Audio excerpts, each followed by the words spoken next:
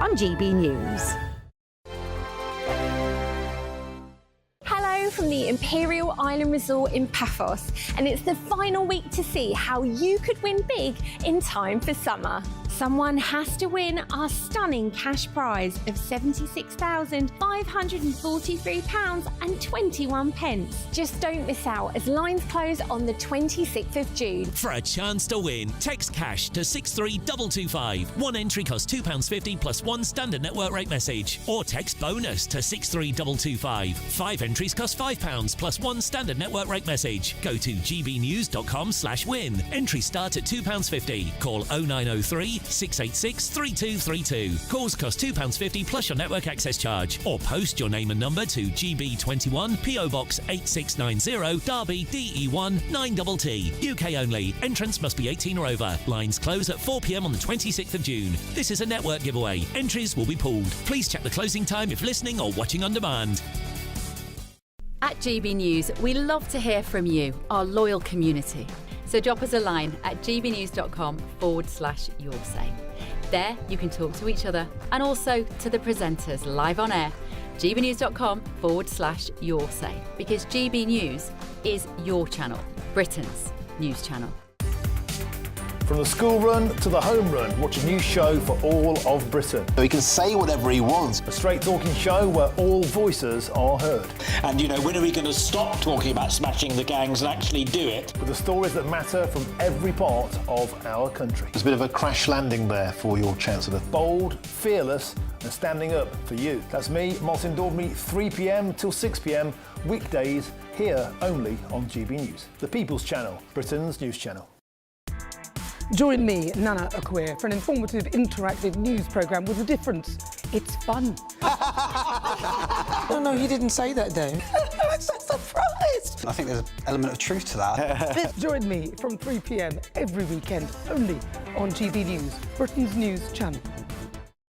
Hi, I'm Michelle Dewberry, and my show is your opportunity to cut through all the noise and dive in headfirst to some robust debates. Ideas clash. Situation, no, because the failure is you're deliberately avoiding my point. Nothing's held back. And if you think this is the end of it, wait for more. And we do not shy away from the difficult stuff. Sometimes I want to shake people and say, if only you understood. So join me on Dubes & Co weeknights at 6 p.m, only on GB News, Britain's news channel. Breaking news, live updates, stories that matter. From the heart of the GB newsroom to every corner of Britain, with our team of dedicated journalists across the UK. GB News bulletins are there to deliver the latest news that matters to you. Bulletins on GB News, the People's Channel, Britain's news channel. The GB News audience is different, it's unique, because they see through the nonsense. We want to debate with each other, we want to listen and maybe learn. We have a chat.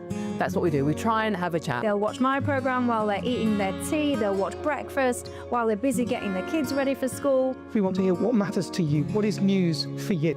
And what's brought you out here today? What are the biggest issues affecting this particular area? The audience are the best thing about GB News. Their friends, their family. They're people who need to have their voices heard. They're passionate about the channel, they're passionate about what they believe in. The one thing about GB News is you get a chance to speak. Talk to me about why so many people have gathered here today. Do you want to say something back in return? The GB News audience is what makes GB News special. It's incredible to see.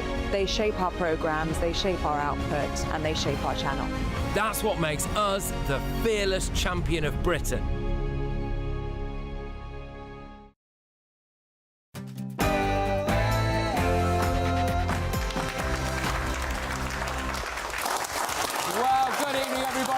Thank you very much to my wonderful live studio audience. Tremendous to see so many of you here. Now, look, it's 9 p.m.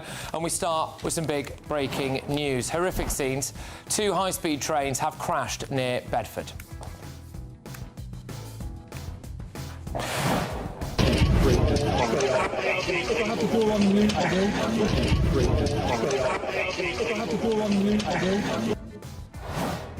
Well, as many as 50 people are reportedly injured. Our reporter, Jack Carson, is on the scene. We're going to go to him shortly. I think most people are wondering how on earth anything like this can happen, to be perfectly honest with you. Also tonight...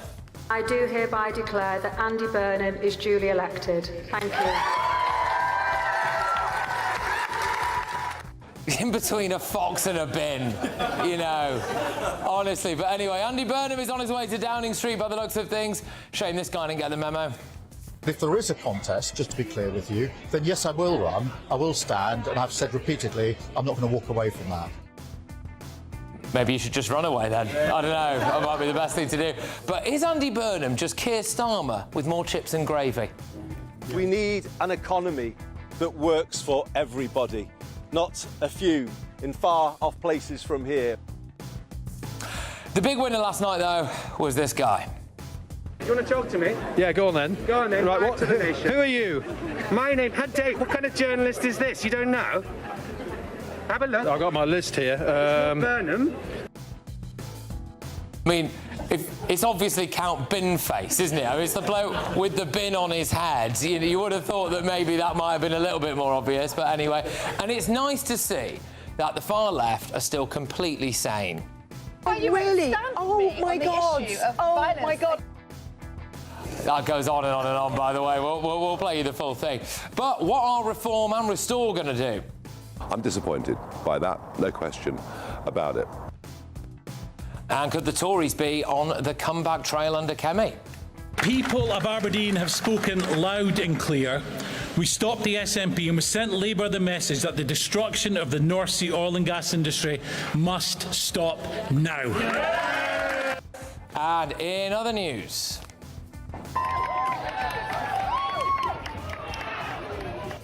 Well, this emerged today. The NHS is going to test puberty blockers on 11-year-old children. It's just absolutely insane. I'll tell you what else is insane. It emerged that the civil service has been asking staff to role play as earthworms as part of an interspecies council. Yeah, amazing. It's just, yeah, bonkers, isn't it? That's where your money's going, everybody. But anyway, on my panel tonight, we have got Linda Jubilee, the journalist and broadcaster. We've got broadcasting royalty Christo Fufas. We've got Reform UK Deputy Leader for Essex County Council, Russell Quirk. And everybody's favourite Labour MP for Brent West is Barry Gardner. Oh, here we go. Well, you might find you're on the same side about a couple of things tonight, actually. But anyway, get ready, Britain. Here we go.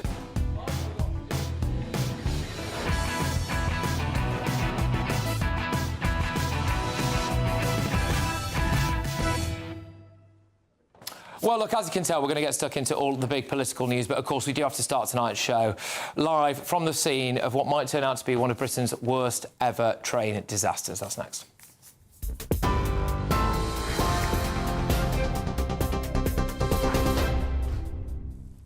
Patrick, yes, thank you. That breaking news today that a major emergency response is underway after a collision between two passenger trains in the Bedford area. There are reportedly a number of serious injuries. Videos from the scene taken by passengers show what appeared to be two East Midlands train services that ran into one another. The graphic videos also showed injured passengers covered in blood on the train's floor. Relatives and friends of the passengers injured in that collision between the two trains are being asked not to travel to the scene. Bedfordshire Police have said in a statement. East Midlands Railway services to and from London St Pancras are suspended for the remainder of today, the train operator has said following the collision. The Transport Secretary Heidi Alexander has said she is deeply concerned. Health Secretary James Murray says he is being kept updated on the collision. On social media, he confirmed that a number of people have been injured. It's understood that Andy Burnham's allies believe Sir Keir Starmer should set out a timetable to hand over the Premiership in September to avoid jeopardising Labour's prospects in the Greater Manchester mayoral race. Meanwhile, Mr Burnham says his victory in Makerfield is a change moment for British politics after winning the seat with almost 25,000 votes. His total was higher than Reform UK, Restore Britain and the Conservatives combined, giving him the kind of result his supporters say can no longer be ignored. Speaking at a rally in the constituency, Mr Burnham told supporters the party has one final chance to offer the country something different. Sir Keir Starmer congratulated him this morning, saying voters chose Labour's hope and optimism over division and hate. But Andy Burnham's return to Westminster now puts him firmly in position to challenge for the leadership, potentially the keys to number 10. His supporters believe Makerfield has handed him the mandate to force a reckoning at the top of the Labour Party. But Sir Keir Starmer shows no signs of leaving number 10 and insists he will fight any leadership challenge. Elsewhere, 2 men have been sentenced for plotting a series of arson attacks targeting Sir Keir Starmer. Roman Lavrinovic has been jailed for 7 years, while Stanislav Karpiuk was jailed for 2 years after being convicted of conspiracy to damage property by fire. The attacks targeted a car once owned by the Prime Minister, as well as 2 houses linked to him, including his North London home.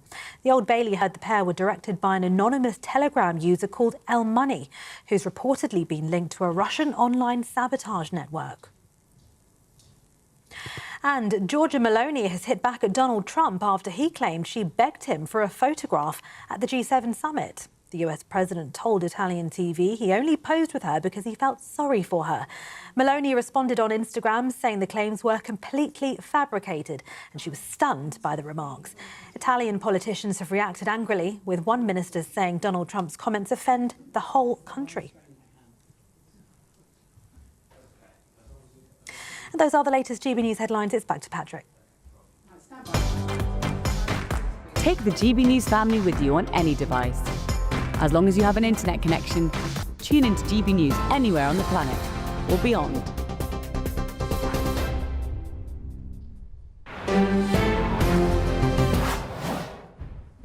Well, good evening, everybody. We start tonight's show with the horrific breaking news that reports are suggesting around 50 people have been injured after 2 high-speed trains collided during rush hour.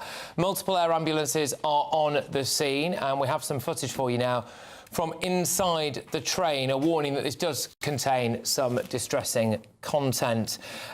Clearly, you'll be able to see what's going on in there. I think we can play you a little clip now.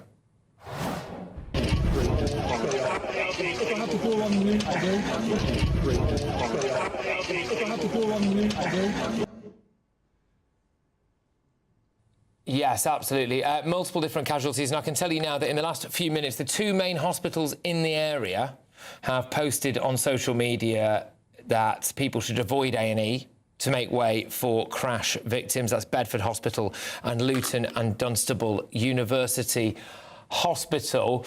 The crash happened near Elstow Interchange, around 2 miles south of Bedford Town Centre at 5:15 p.m. And those are scenes from inside the carriage. Obviously, we've blurred everyone out there, but you can get a sense of the scale of that crash. One passenger gave their account of what happened, and we can play you a clip of what they had to say earlier on.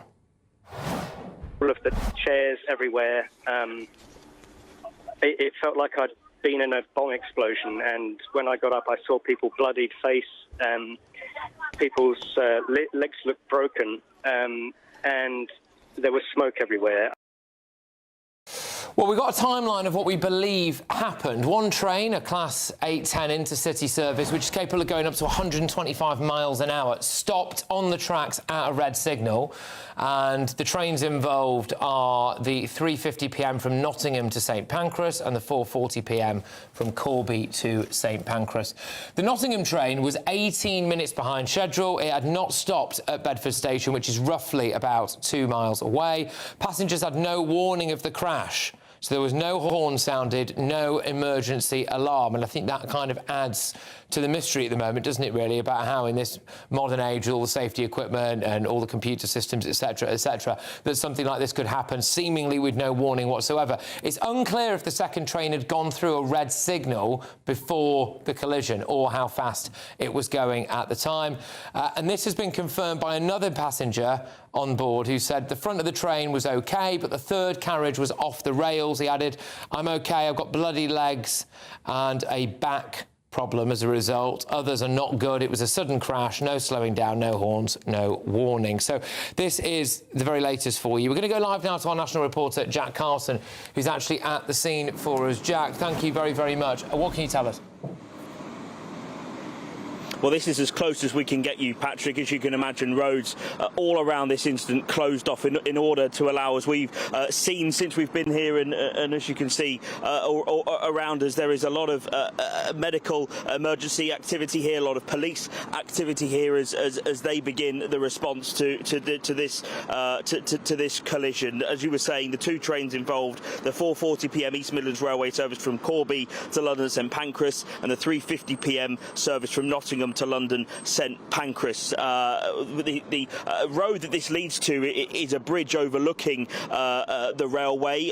From aerial pictures that we've seen, the passengers are spilling out onto the tracks into a nearby field. That's where we believe also the air ambulance that has been deployed has landed in order to assist with the medical response to this. A statement from the East England Ambulance Service says that they've sent a number of resources, including that air ambulance and their hazardous area response team, to what they are describing as a major incident on the railway. The Transport Secretary, Heidi Alexander, says she is deeply concerned by the reports of this collision. Of course, you were mentioning there some of the witness statements we've already got from passengers that were aboard that train. Of course, those saying that the stationary train was reporting a failure when it was hit, struck, and we've seen the pictures of the collision that have gone onto social media.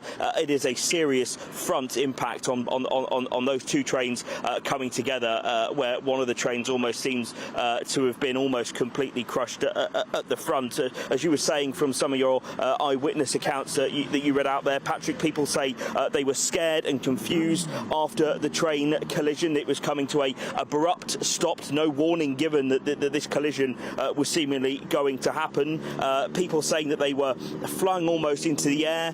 Chairs that are usually, of course, fixed on these trains suddenly disconnected from their fixing points. People saying they saw smoke. People were crying, and ultimately people suffering both minor and what appeared to be major injuries from this. One person said he saw people who were unable to speak. He said he managed to get out of the train and squeeze through a gap in the doors. From the aerial pictures we've seen in the hours since that crash, all of those train doors are now open. Ladders, other equipment to get the passengers disembarked from the service have meant that those people can then be looked at. We hear from witnesses that police are taking details of those that are on the that are on the tracks and have been part of this collision. One witness saying he did not feel the train slow down before the crash, but other passengers told him they had. As I was saying, life-threatening major injuries, minor injuries too. That is why we've also had these statements from the Luton and Dunstable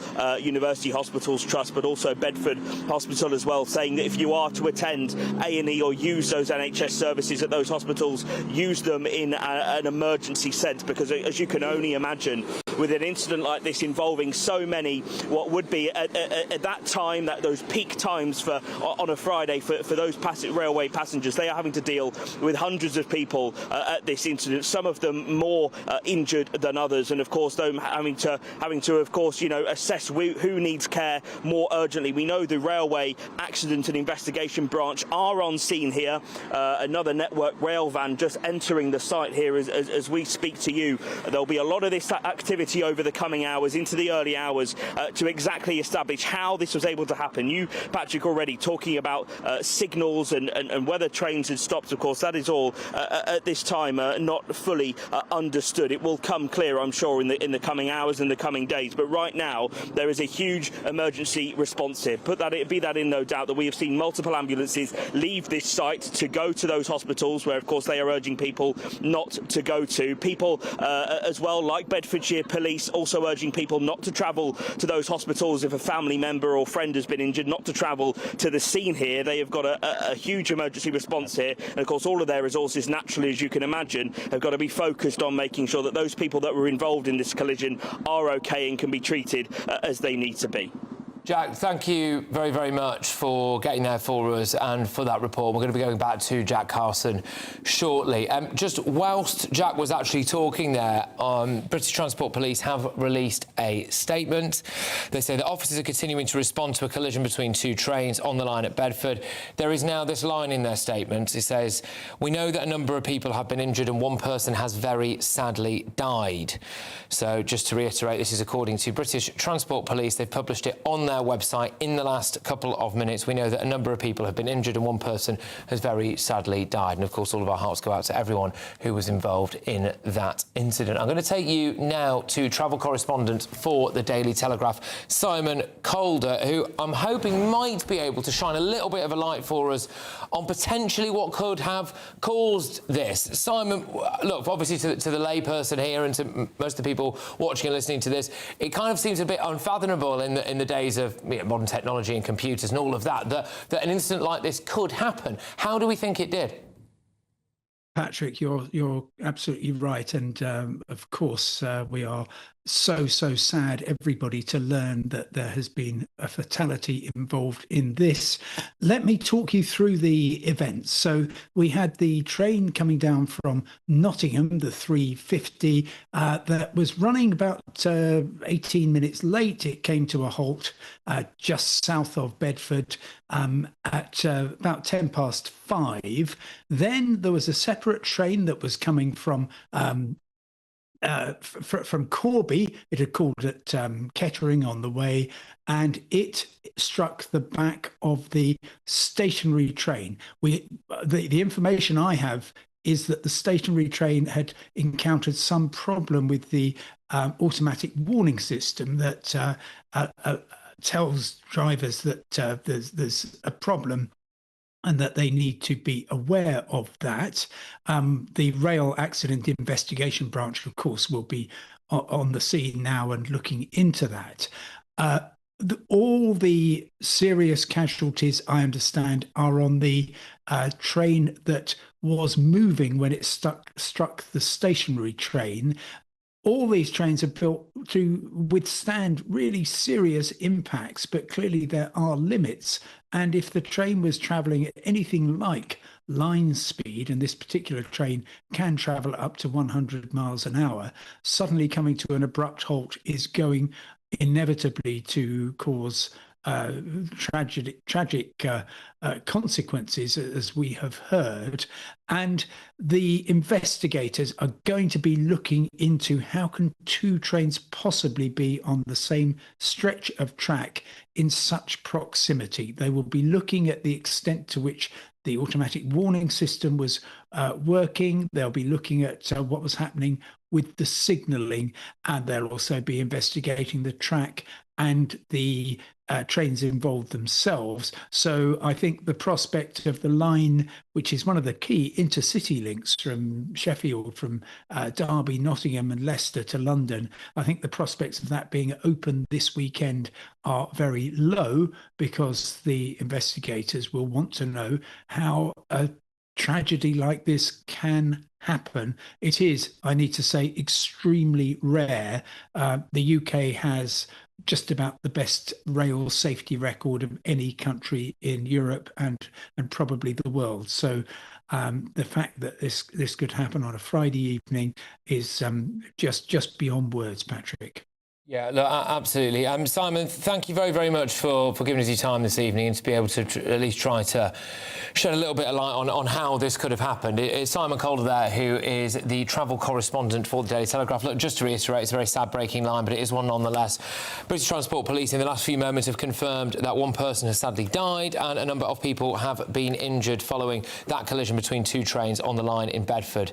That collision happened at about 5:15 p.m. rush hour on a Friday night there. Look, we're going to return to this story in about 10 minutes' time, and we'll give you any more updates because we are going to get a bit more information. We'll go back to Jack Carson, who's at the scene as well. But I think what we'll do now is we will carry on with the show as was initially planned. And of course, there has been some big political news overnight, hasn't there, and in the early hours of the morning, which could well affect every single one of us. We might be about to have a new Prime Minister. Is he basically the same as the bloke we had before, but he just kind of drinks gravy and watches Coronation Street? I'm not quite sure. But Andy Burnham, he's back in the House of Commons. He's on his way to Downing Street. He says he doesn't want Britain to become HMO Britain. Well, it might be a little bit late for that. We'll talk about it when we come back.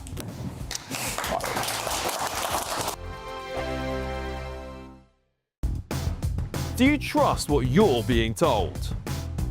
Good, because neither do I. Those are just facts. I'm Alex Armstrong, and on my show, we'll expose the spin. Well, I want to answer that, because you didn't let me last time, because you always speak over me. The broken promises. To deny that is denying the truth. And the hypocrisy. Needs to stop. You think we can allow? Politics, policy, parliament. Nothing is off limits. No sugarcoating, no fear of offence, just the truth laid bare. Tune in every Saturday and Sunday at 9 p.m. for Alex Armstrong Tonight, only on GB News, Britain's news channel. At GB News, we love to hear from you, our loyal community. So drop us a line at gbnews.com/yoursay. There you can talk to each other and also to the presenters live on air. gbnews.com/yoursay, because GB News is your channel, Britain's news channel. Westminster's full of talk, but out here, it's the real world. Am I allowed to talk then? No, that's it. This is where it matters, real people and real lives. That's what politics is all about. The fact has Trump made a good start? No. Straight answers, no spin, and just a couple of pints. How many fingers have I got up? About 10. So join me for Lee Anderson's Real World every Friday at 7 p.m, only on GB News. The People's Channel, Britain's news channel. From the school run to the home run, watch a new show for all of Britain. So he can say whatever he wants. A straight talking show where all voices are heard. And, you know, when are we going to stop talking about smashing the gangs and actually do it? With the stories that matter from every part of our country. There's a bit of a crash landing there for your Chancellor. Bold, fearless and standing up for you. That's me, Martin Daubney, 3 p.m. till 6 p.m, weekdays, here only on GB News. The People's Channel, Britain's news channel. Breaking news, live updates, stories that matter. From the heart of the GB newsroom to every corner of Britain, with our team of dedicated journalists across the UK. GB News bulletins are there to deliver the latest news that matters to you. Bulletins on GB News, the People's Channel, Britain's news channel. Some people enjoy lazy Sunday mornings, but not me. What's the truth of the matter? So that's a very live question. Would you support him if he waters down these plans? Before the spin sets in, I'll be getting to the truth. This is personal. No soft questions, no easy answers. It's one thing if the state has rules in this country. It's another thing whether the police and others actually police them. Setting the agenda and holding those in power to account. You can't really blame her if the system is set up this way. You will not want to miss it, trust me. The Camilla Tominey Show, Sundays from 9:30, only on GB News.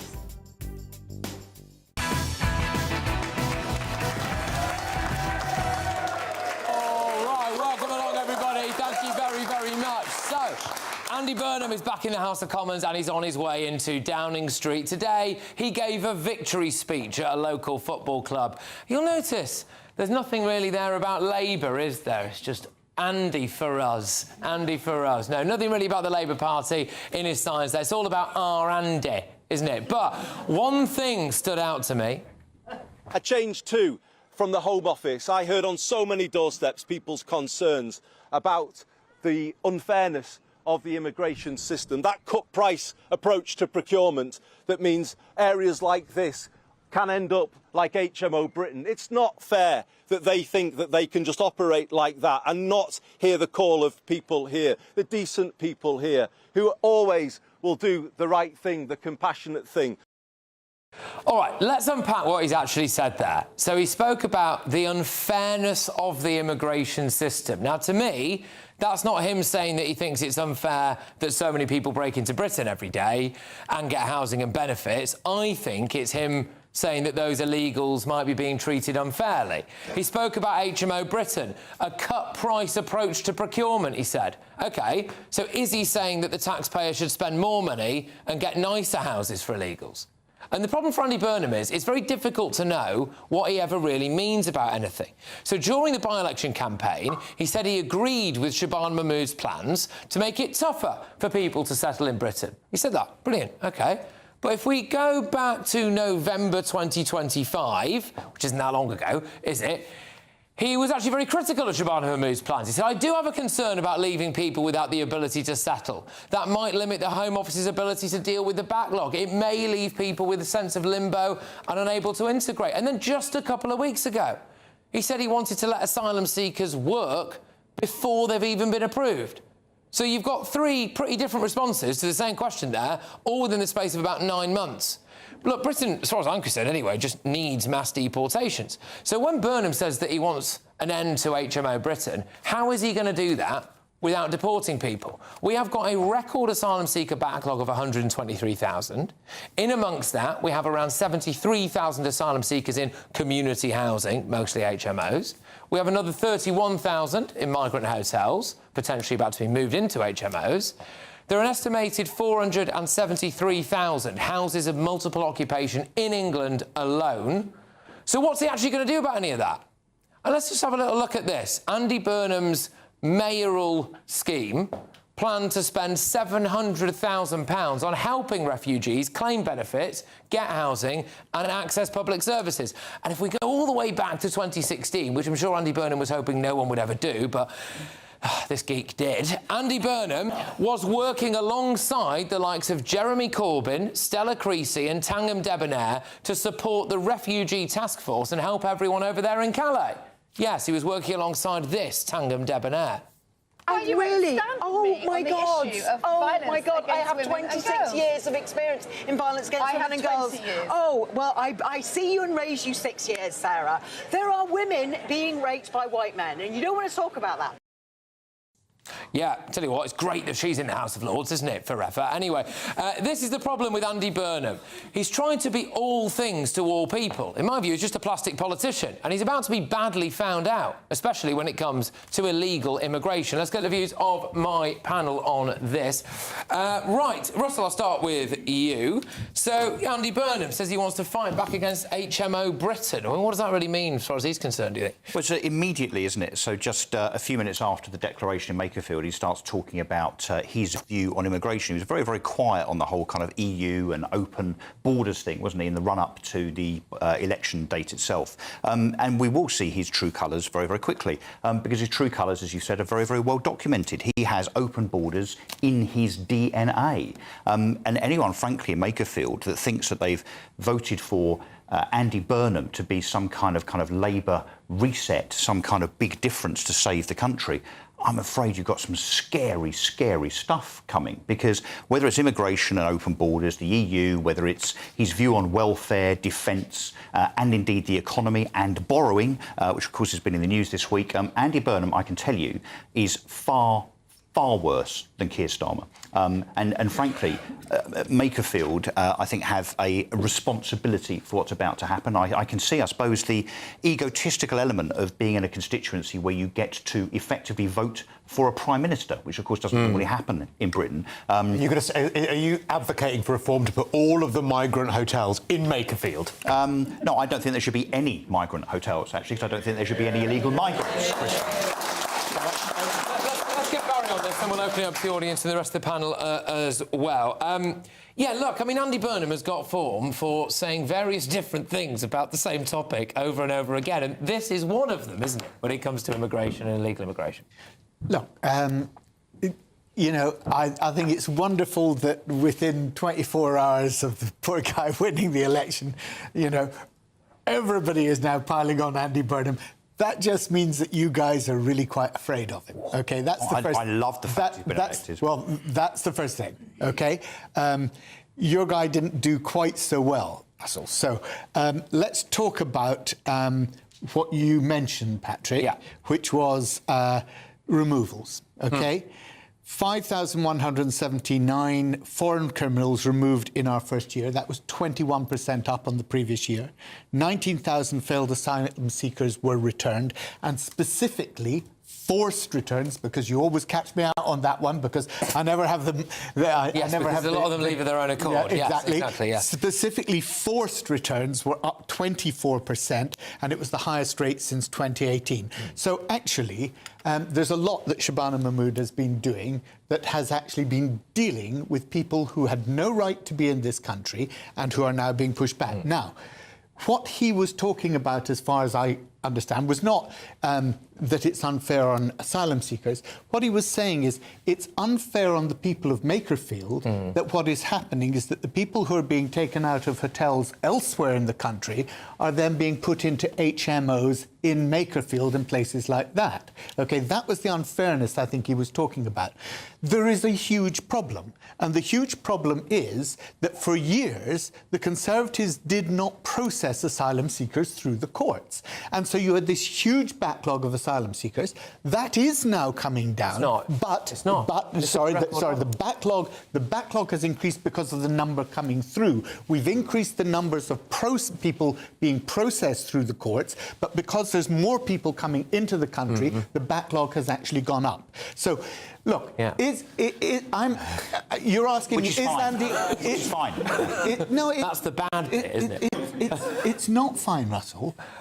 But if you're saying, is Andy Burnham just Keir Starmer Mark II? Is there going to be any change? We've actually tackled a problem that was being built up for 14 years through complete incompetence and inefficiency by the very people that Reform have now taken into their party, the Suella Bravermans of this world, the Robert Jenricks of this world, all the Tory MPs, who now actually are the largest number of MPs in Reform. And yet how do they think that that's the solution? The very people who caused the problem... You sound like Restore Britain here. That's what they said. No, good stuff. All right, there's a gentleman on the front row, and then we'll open it up to the other panel. Sir, what would you like to say about this? Andy Burnham talking about HMOs. Yeah, I mean, I'd actually just take issue with what Russell said, where Andy Burnham's colours are clear to see. I don't think they are. I think that old joke about, you know, a Blairite, a Brownite, and a Corbynite, and everything else, walks into a bar and the barman just says, "Hello, Mr. Burnham, how are you?" Like, he wants to be what I think Southerners want to project a Northerner to be in their mind. Like, this idea that he makes out that he's the king of the North and that he's a very plain-speaking, ordinary person. This is the lad who went to Cambridge, became a special advisor, then a member of Parliament, then a mayor. Has never done a bit of real work in his life, you know, has no real life experience at all. And he comes down, he wants to pretend he's normal Joe with calluses on his hand and all that sort of stuff. Not like BS, you know. And I think the scary thing about him is actually that he'll come in, Sky News, the BBC, the typical. Oh, they love him. Yeah, exactly. They love him. Him and Kay Burley, if you remember the night of the election, the reaction they had. He'll become Prime Minister, a bit like in Canada when Trudeau was got rid of and they brought in Carney. He'll have a sugar rush in the polls, and just as the sugar rush seems to come to a high, he'll probably call a snap election. And then we'll be stuck for 5 years as he comes off that sugar rush. And I think, never mind being afraid for political opponents, I'm afraid for the country. OK, well, solid points, sir. Well done. Linda, your views on this? You know what's interesting is that I was listening to a sound grab from him earlier today where he said, you know, there's something wrong with politics. Actually, there's something wrong with politicians. That's the difference. Now, one of the issues here, I think he's caught between a rock and a hard place. People tell me he's a good communicator, but I don't think he is. I think he changes his mind too much. I think deep down he's too inauthentic. As you pointed out, he got to a really great university. He then got a good job. He then met, I think it was Tessa Jowell's granddaughter, something like that. And then he got his first job in the Commons. So he didn't have a normal route. He wasn't just having chips and gravy and wearing what they call a quarter-zip sweater, was he, all the time? It was ridiculous. Well, he famously used to love Armani suits. Oh. That was, and did an interview with GQ magazine about it, because everyone forgets Andy Burnham's been around politics for a very long time, and this is part of the problem, right? I mean, his track record isn't actually particularly good. But anyway, Christo, on the HMO issue here, you know, and that. Unless Andy Burnham comes out full square behind essentially mass deportations, then we're not going to solve the issue of HMOs. The rumours are he's going to keep Shabana Mahmood as the Home Secretary. OK, but amongst Labour Party members, she isn't particularly popular. If there is a contested leadership election here and he stands behind Shabana Mahmood's immigration plans, he could be in trouble with the Labour membership. Yeah, because they don't want those sorts of plans, the wider Labour membership. But of course, you notice he didn't say he was going to get rid of HMOs. He said that he just doesn't think it's fair. Essentially, the point is in Makerfield and places like that. So what does that mean? He's going to move them to Chelsea. I mean, he's not going to get rid of them, is he? He's just going to move them to other areas. And firstly, I take issue with something that you said, Mr. Gentleman in the front row, because you used the phrase King of the North. Well, sorry, I'm going to vomit in the South if I hear that one more time, because I'm so sick of that phrase. The thing is that you're absolutely right. He is Boris Burnham. Because he will literally say whatever will make him seem popular to the person in front of him. I mean, he said it about the bond markets. Why should we be in hock to them? Now he's saying, well, actually, I will be OK with the bond markets. And, of course, you are quite right. He has been around politics for a long time. In the 9 years that he was in the last Labour government, so it was like 2001 to 2010, when he was an MP then, immigration went up by 2.4 million people during that time.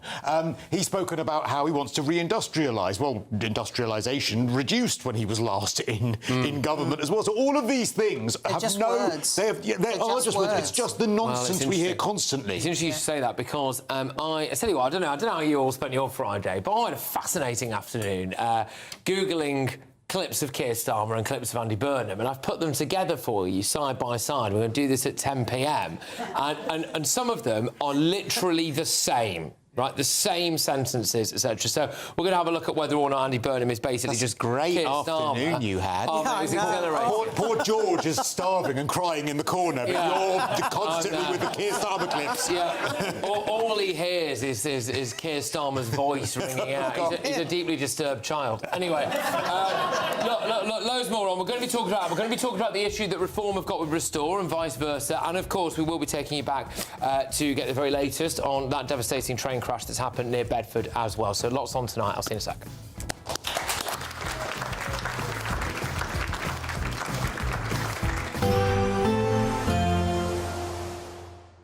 I hope we haven't forgotten anything. Travel insurance, I tick that box. Yeah, but remember what you forgot last year. All Clear Travel Insurance sponsors GBNews Travel Destinations Forecast.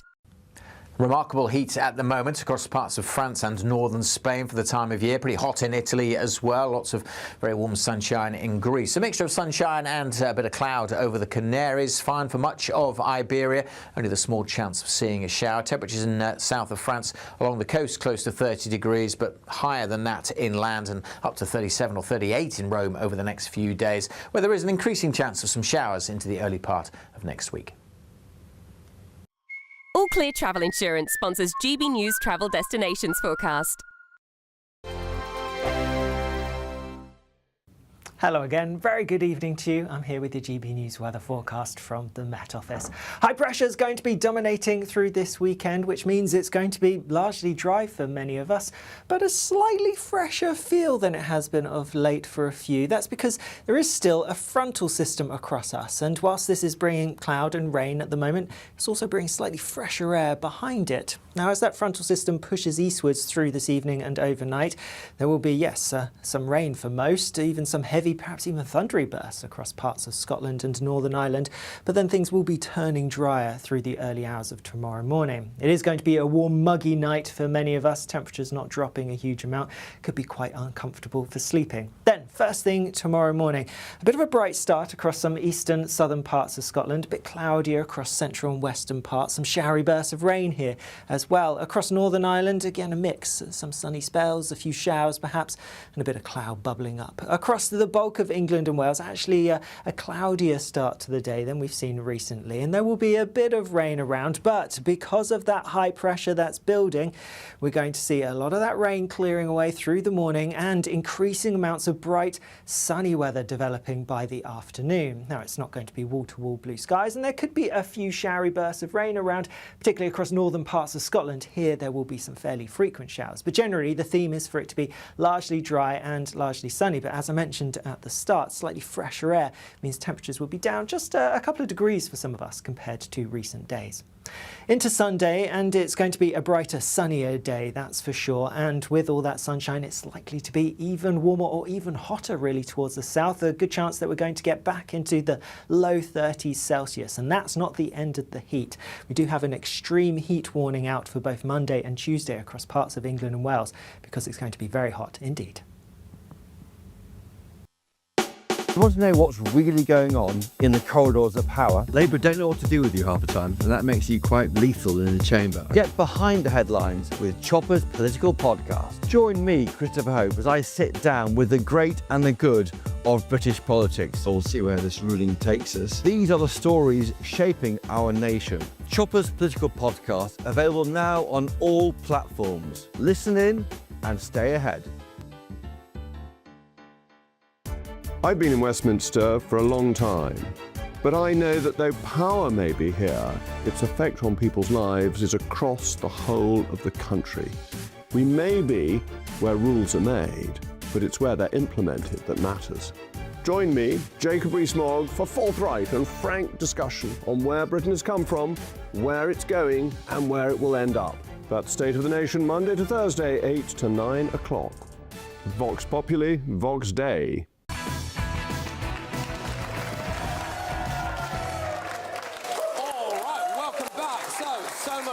Tonight we're going to have a little look at Keir Starmer and Andy Burnham's comments side by side in a sec. The problem for reform and restore and all of that, what do they do? But of course we are now going to focus a bit more on that big breaking news, devastating news, on that train crash in Bedford. Now, in the last couple of minutes, Keir Starmer has commented.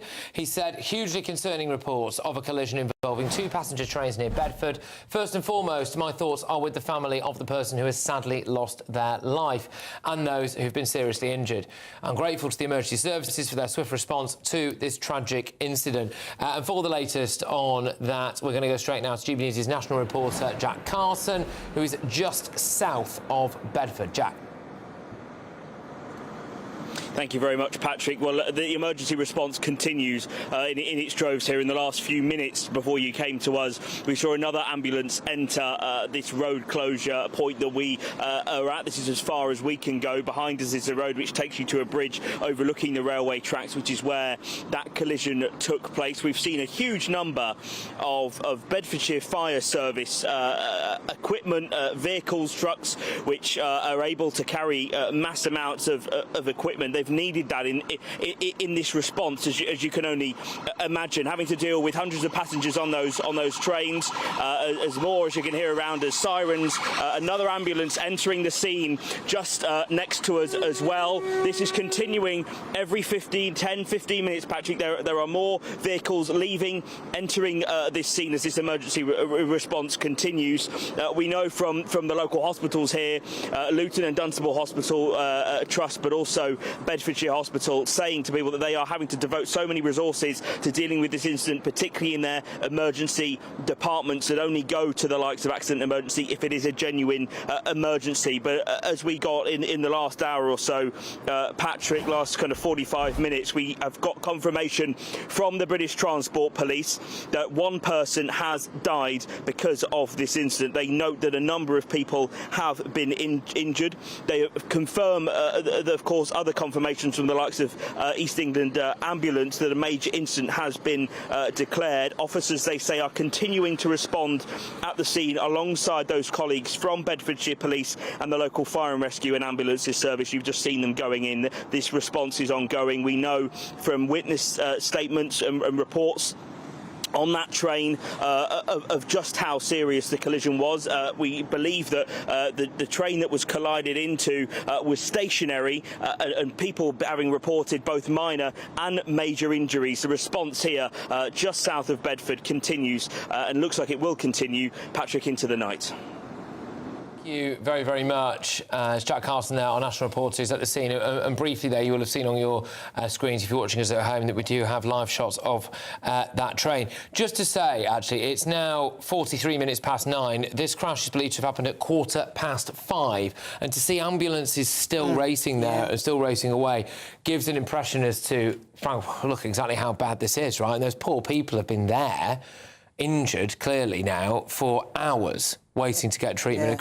Christy, you were saying this line, you know this train line very well, don't you? Yeah, it used to pass where I grew up in St Albans, this Bedford to Brighton line. We lived near the station, and it passed the back of our house at the end of our garden. And the trains do go. It's a really busy line because it's both a commuter line and it's a main line, high-speed line into London, and it's extremely busy line as well. And the speed at which some of those trains go, I mean, it's an incredibly high-speed line as well. So I think that would give some insight into the speed that the train that was moving might have been going at.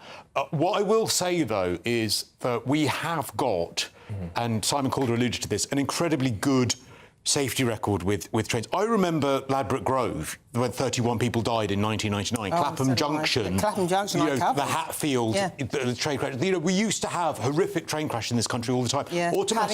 Paddington, yeah, which is near here. And automatic train protection, which looks like there might have been an issue on this one, was supposed to be the thing. Trains didn't used to have that. That's supposed to stop one train being able to be in the same section of track as another. That stopped this happening, so something has gone very, very wrong that this could happen. I will say that it's been classified as a major incident. That's a technical term the ambulance service use. It means that they have to get at least 20 ambulances to the scene. That's the definition of a major incident. And so that's why there have been so many vehicles moving in and out. And it's a testimony to our paramedics that they appear to be doing such a good job, because they can only take one patient at a time, and some of them will have life-changing incidents. It's you know, I know from covering I covered the Putney crash, the Clapham crash, the Paddington crash. It's an horrific scene when two trains collide. It's really, really chaotic. All right, look, we're going to return to this in about 10 minutes' time again, just to get a few more updates. So I'll come to both of you when we do that. But yeah, look, again, just to reiterate, our thoughts go out to everyone who's been involved in that, and sadly, of course, the one person who has lost their life. When we come back, we're going to return to the political news of the day. Restore Britain got more than 3,000 votes in Makerfield yesterday. Nigel Farage has issued quite an interesting statement about this. We're going to talk about whether or not reform has got a restore problem and vice versa. That's next.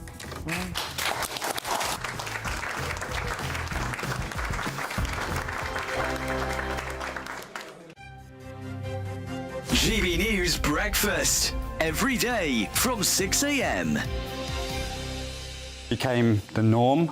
Friends just became family, and you know, I just kind of found my love in the streets, really. And then did that then lead to stuff with knives? Yeah, so I was stabbed by 15, and then my best friend passed away in my arms from a stab to the heart. So I'd already had quite a experience with knife crime at that point. I think in life it's important to give people a second chance, and especially when you come back and you were using this to such a positive thing, and you know your kits already, as you say, have saved several lives, and hopefully it's not even about the saving of lives in that sense, is it? It's if you can prevent people from getting in the situation you were in the first place. This is where education is important. GB News, the People's Channel.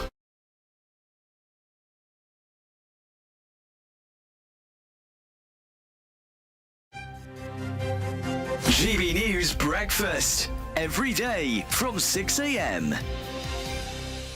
Crew of injured and wounded veterans and serving personnel have completed a historic sailing expedition around the UK, carrying the Invictus Games flag. Yes, it's called the Full Circle Sailing Expedition, and it embarked on a momentous 12-week journey, having sailed 2,000 miles around the UK to complete the whole full circle. Well, it supported more than 500 injured veterans, and the charity is raising £300,000 to fund their mission to support veterans right across the nation. Everybody on that boat has a part to play.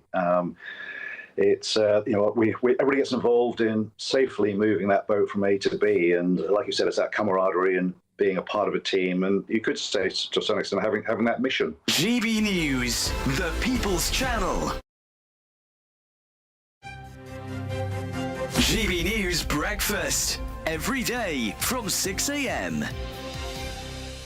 come here? Is it a love for the royal family, for the kind of the British pageantry? What is it? You know what? Both of those things. I do have a love for the British royal family. I have been royal watching since I was in the 5th grade. That was a long time ago. I watched Indian Style when Lady Di married then Prince Charles, and now he's the king. And I mean, I just love the parade troops, all of that. Oh my gosh, it's absolutely amazing. Which royals do you think you're most looking forward to seeing as that procession comes down the mall a little bit later? I want to see the king. I love seeing the king and the queen because I'm of that era, actually. The Prince Charles King, now King Charles era. So I always look forward to seeing the king, but of course the Prince and Princess of Wales. Well, I think you're going to have a very easy job spotting you in the crowd. That GB News, the People's Channel.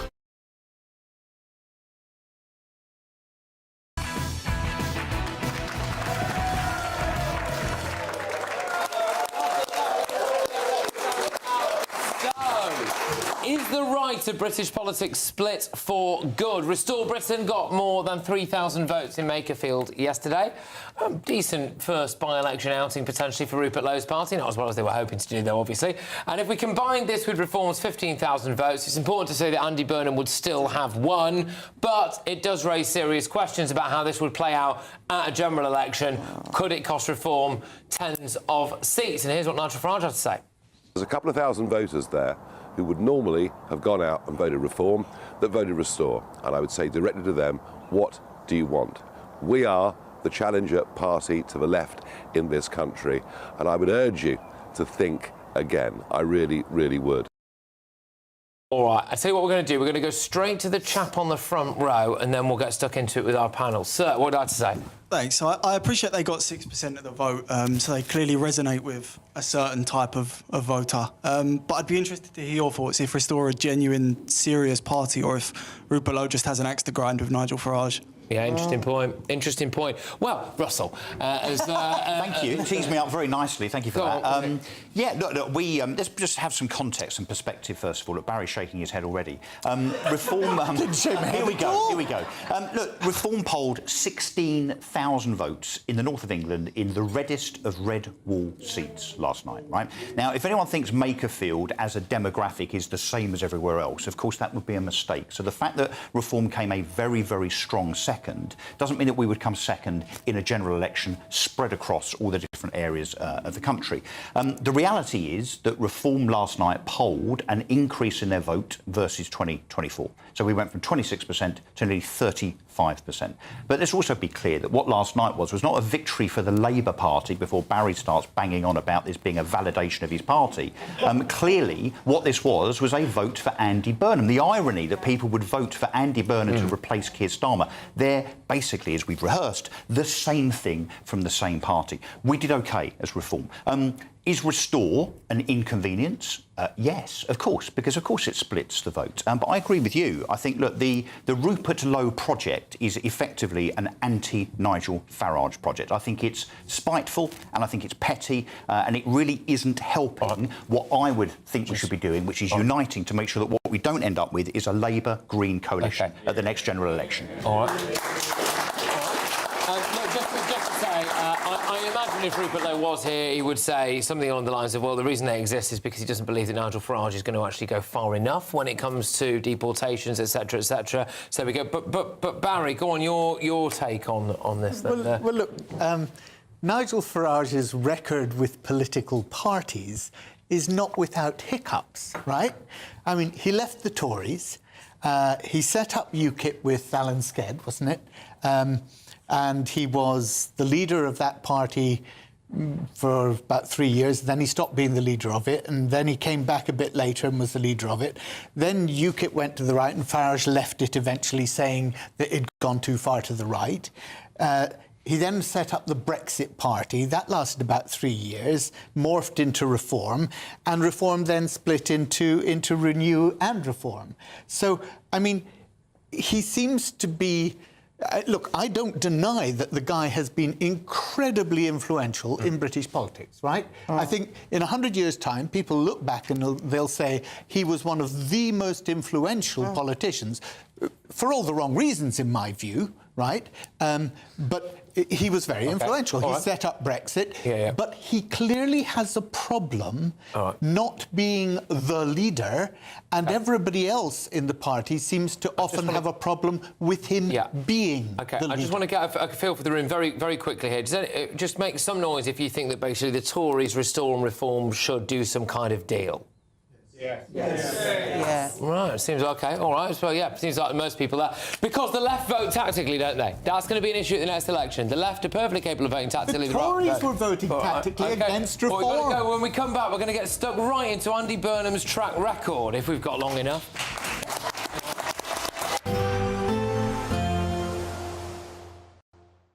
Expect warm spells with the odd rude interruption. Boxed Boilers sponsors the weather on GB News. Hello again, very good evening to you. I'm here with your GB News weather forecast from the Met Office.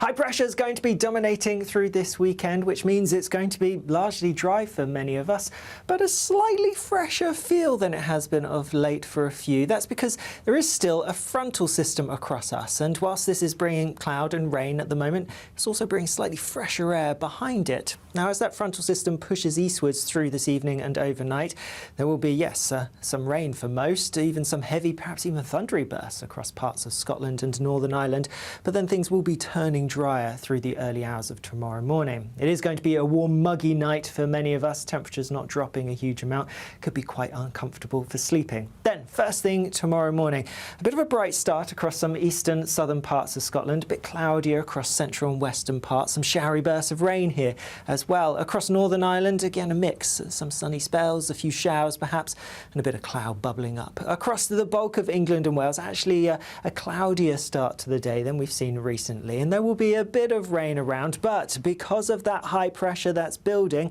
we're going to see a lot of that rain clearing away through the morning and increasing amounts of bright sunny weather developing by the afternoon. Now, it's not going to be wall-to-wall blue skies, and there could be a few showery bursts of rain around, particularly across northern parts of Scotland. Here there will be some fairly frequent showers, but generally the theme is for it to be largely dry and largely sunny. But as I mentioned at the start, slightly fresher air means temperatures will be down just a couple of degrees for some of us compared to recent days. Into Sunday, and it's going to be a brighter, sunnier day, that's for sure, and with all that sunshine it's likely to be even warmer or even hotter really towards the south. A good chance that we're going to get back into the low 30s Celsius, and that's not the end of the heat.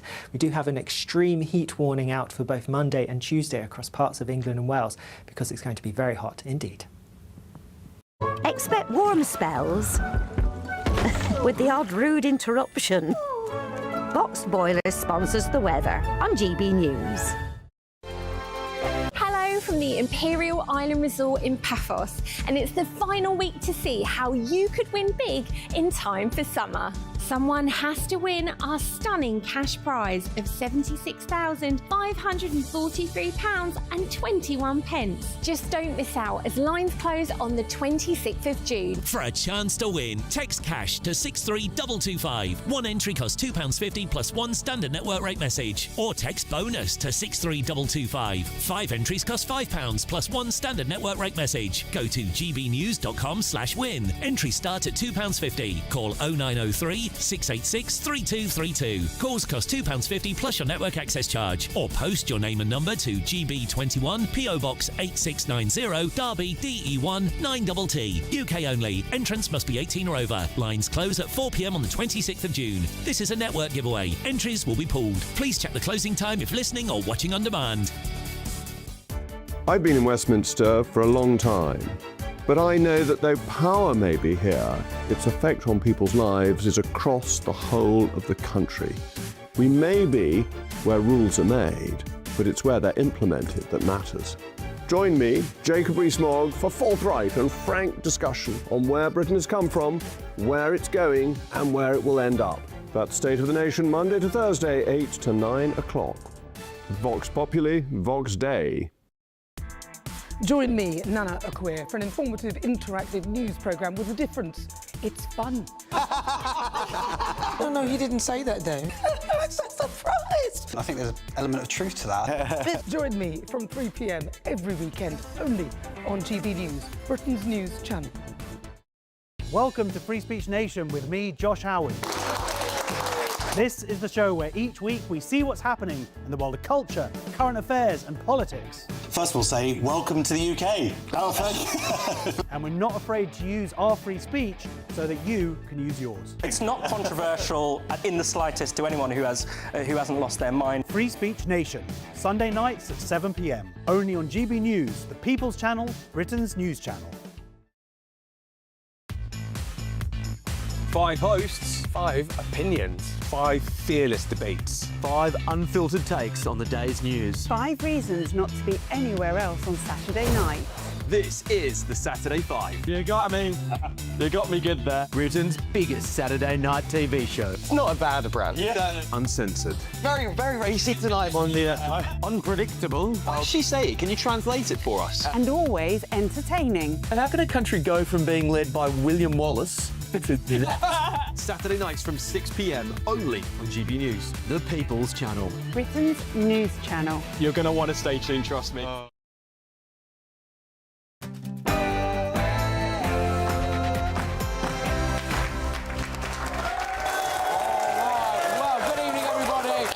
To my live studio audience, got people who travel from all over to be here. Devon as well is the furthest travel tonight, so thank you so much. Look, we've got a lot going on tonight, but we do want to start, of course, with the big breaking news. It's very sad breaking news, I'm afraid. Horrific scenes. 2 high-speed trains crashed near Bedford.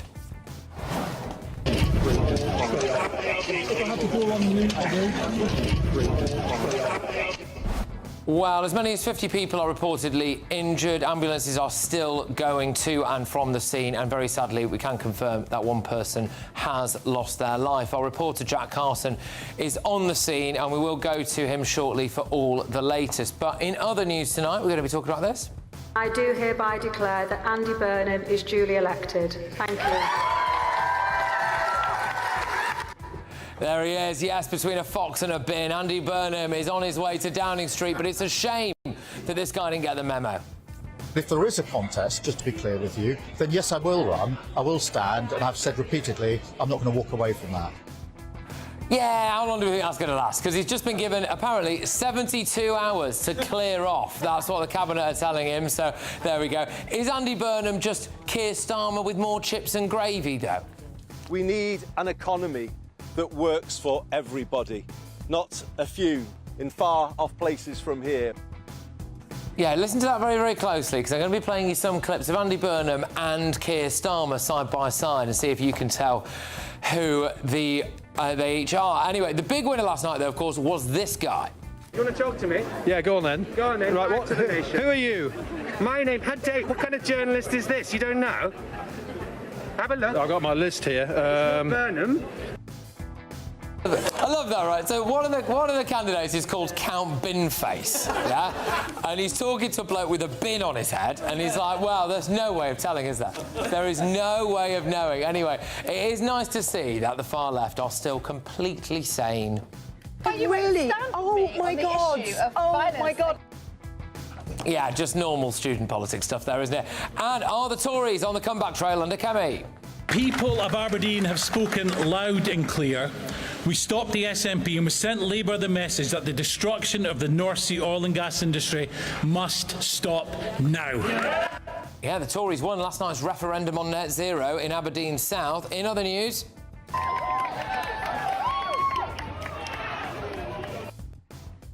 Well, we need to talk about this. It was announced today that the NHS is going to test puberty blockers on 11-year-old children. I thought we'd moved on from that, to be honest with you, but alas, here we are. And some other nuttery for you. The Civil Service has been asking staff to role-play as earthworms.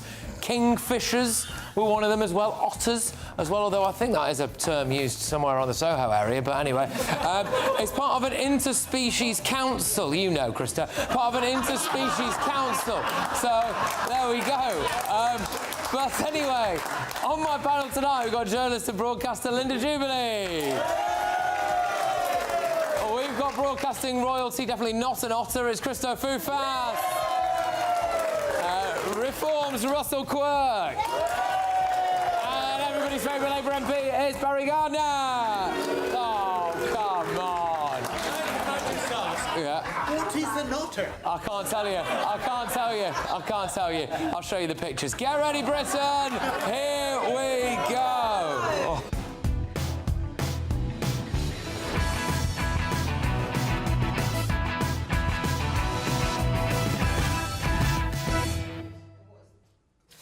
Andy Burnham is just Keir Starmer if he watched Coronation Street. Next.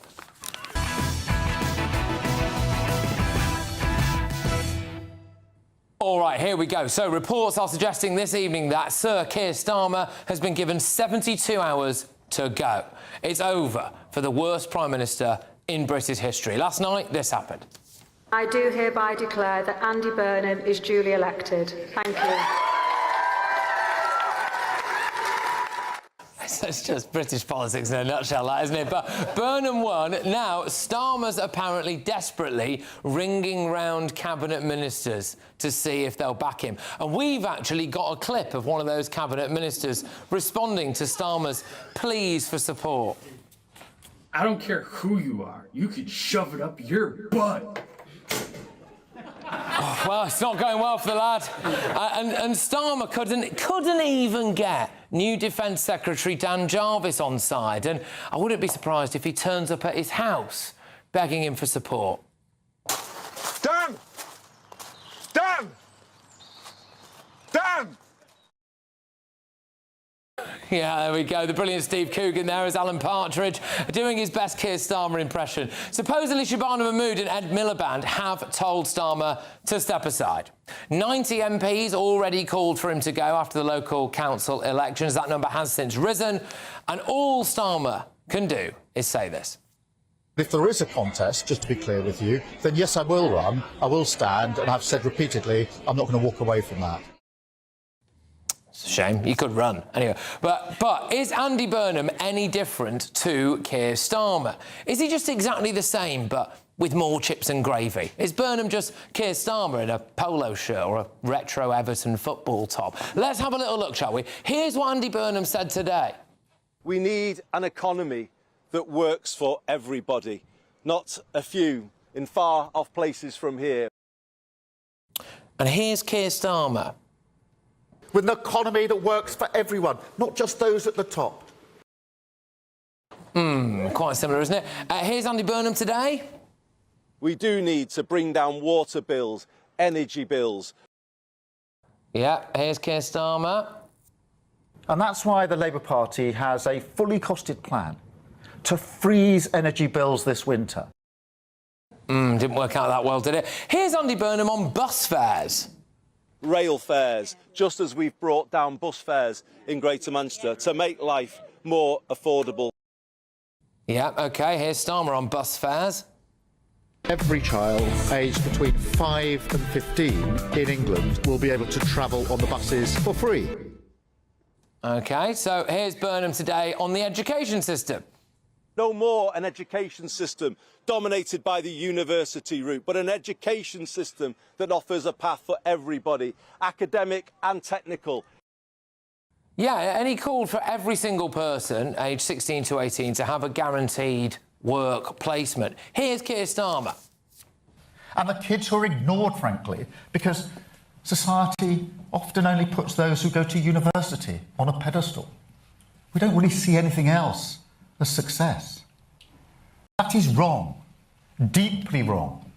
So we will go much further on our investment in apprenticeships, in technical excellence colleges, in special educational needs. We will make sure that every young person struggling to find a job will get a guaranteed offer of a job, training or work placement. It's exactly the same. It's exactly the same policy. And it sounds very, very similar to me.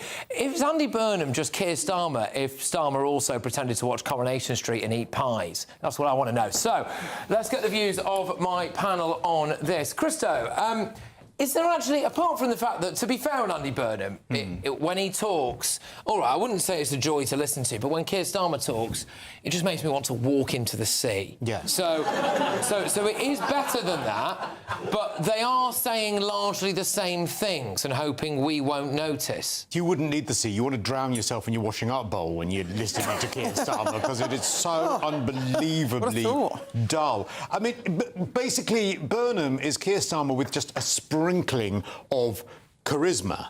Now, you could probably find battery chickens that have more charisma than Keir Starmer, so it's not a massive achievement, but it is, at least he's able to hold the room and have a conversation. But you're absolutely right to point out that, if anything, my fear is it's going to be worse under Andy Burnham, because I think that, you know, he wants to move the country, I think, further to the left.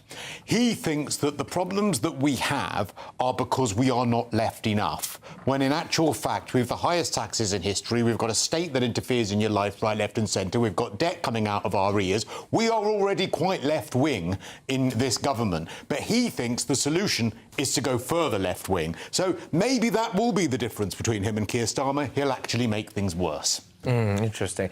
Linda, your views there. I mean, there's a variety of different things there. Him talking about bringing bills down, same as Starmer. Him talking about, you know, things like rail fares, etc., is basically the same as Starmer. Starmer did the bus gimmick recently. I mean, the actual thing that was identical, pretty much, was what they said about the economy, and you know, it needs to be an economy that's fair for everyone, not just the few, and also the bit at the end about getting every single 16 to 18-year-old a guaranteed work placement. I mean, those two things especially were literally word for word the same. I think Christo's right. The fact of the matter is that the icing might be different, but the cake underneath it is exactly the same. That's the problem here.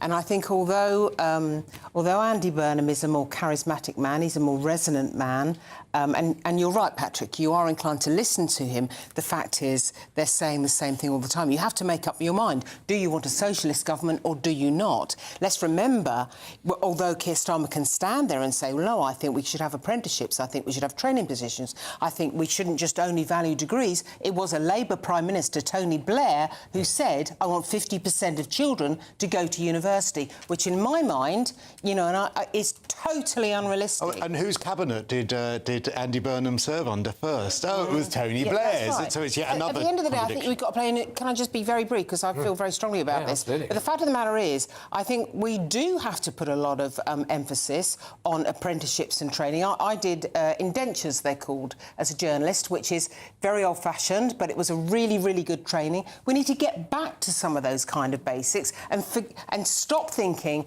that, for example, everyone needed a media degree, when actually it would have been better to go to a newspaper and start and learn a few basics. Absolutely, yeah, 100%. I mean, we've pointed out some similarities there. There are others. I mean, he said, Barry, he's going to stick to Rachel Reeves' fiscal rules. Unfortunately, he couldn't name what they were, but he said he was going to stick to them. Are we going to get anything different here? Look, no. I don't think it's a surprise that what you've put together is the same, because it's an analysis of the problem. So who in this audience doesn't think that energy prices are too high, that we don't need, you know, public control of the water companies, that more apprenticeships aren't a good idea? Of course they are. The question is, will he be able to deliver it? Well, what's happened under the Labour government so far, under Keir Starmer, is that they haven't delivered the things that we should have been delivering. And what Andy Burnham is saying, yeah, of course he's saying the same things need addressed, but the question is he going to address them? Well, he's already said that he looks much more favourably on taking water back into public control. These are the things that he's done in terms of the bus service. But does he know how to do it? Well, in terms of the bus service, he clearly did, because he did do it. And now doesn't know how to deal with the water service. Now you've got people's commuting costs at, what is it, £20 a week. Most people would give their eye teeth for that, because you pay £20, was it £20 a month, and you've got free bus rides all throughout Greater Manchester. OK, but let's see how he deals with the Russians. OK. Buses. He'll give them buses. Give them free bus. I want to say one more thing, though. I do want to say one more thing, and that is that, you know, you've made a few jokes at Keir Starmer's expense. Yes. You know that I've been very critical of Keir Starmer for a very long time, OK? But he's somebody who has stepped up to try and be Prime Minister of this country. I think we owe him the respect of allowing him to go without jeering at him. You sat behind him in the House of Commons, holding a book with the words "the fraud" written on it, on the day that everyone was resigning. And you know what that book said. It was about the way in which our democracy in the Labour Party had been suborned by what he and his colleagues had done. OK. And that was why. But my point is... my point is... wasn't massively respectful. I agree with you about it, but I do think we now need to have a little bit of kindness in this period and not just to mock the guy. He's clearly on the down. More kindness in politics would not be a bad thing. All right. Well, OK. That's nice. I'll see how... You didn't think I was going to stick up for Keir Starmer, I know. No, it's all right. I mean, I'm just going to keep mocking him. But I appreciate your views. Right, no, there's a lady on the front row who would like to make a point. What would you like to say? Aside from the fact that they look very similar and obviously to use the same glasses frame, I think it's also they both have this same kind of conflicting inner world in the fact that Keir Starmer has done all of his U-turns, and then you look at somebody like Andy Burnham who claims to be part of a party of the working people, but then has a limousine liberal like Hugh Grant on his campaign trail. I think that's just goes against the whole message, really, and I think that should be a sign of things to come. It's an interesting point. It's an interesting point. Yeah, I mean, there we go. What do you make of all of this, Russell? And then we're going to actually talk about what we could see in the next 24, 48 hours, by the way, which is potentially cabinet resignations. But yeah, what do you make of this? Yeah, by Monday, I think that will happen. Look, he's going to have a gun to his head. He's not going to have any choice. Even though his fingernails right now are kind of on the door jamb of number 10. The door. He'll have to be chiselled out when he's kind of the David Koresh of British politics, isn't he? I think. Keir Starmer. Look, we've been here before. We've heard it all before, and I think, look, I get really frustrated and irritated, I guess, that it's the whole kind of the first sign of madness thing, which is that we as an electorate and politicians do the same thing over and over and over again, and somehow we expect there to be a different outcome.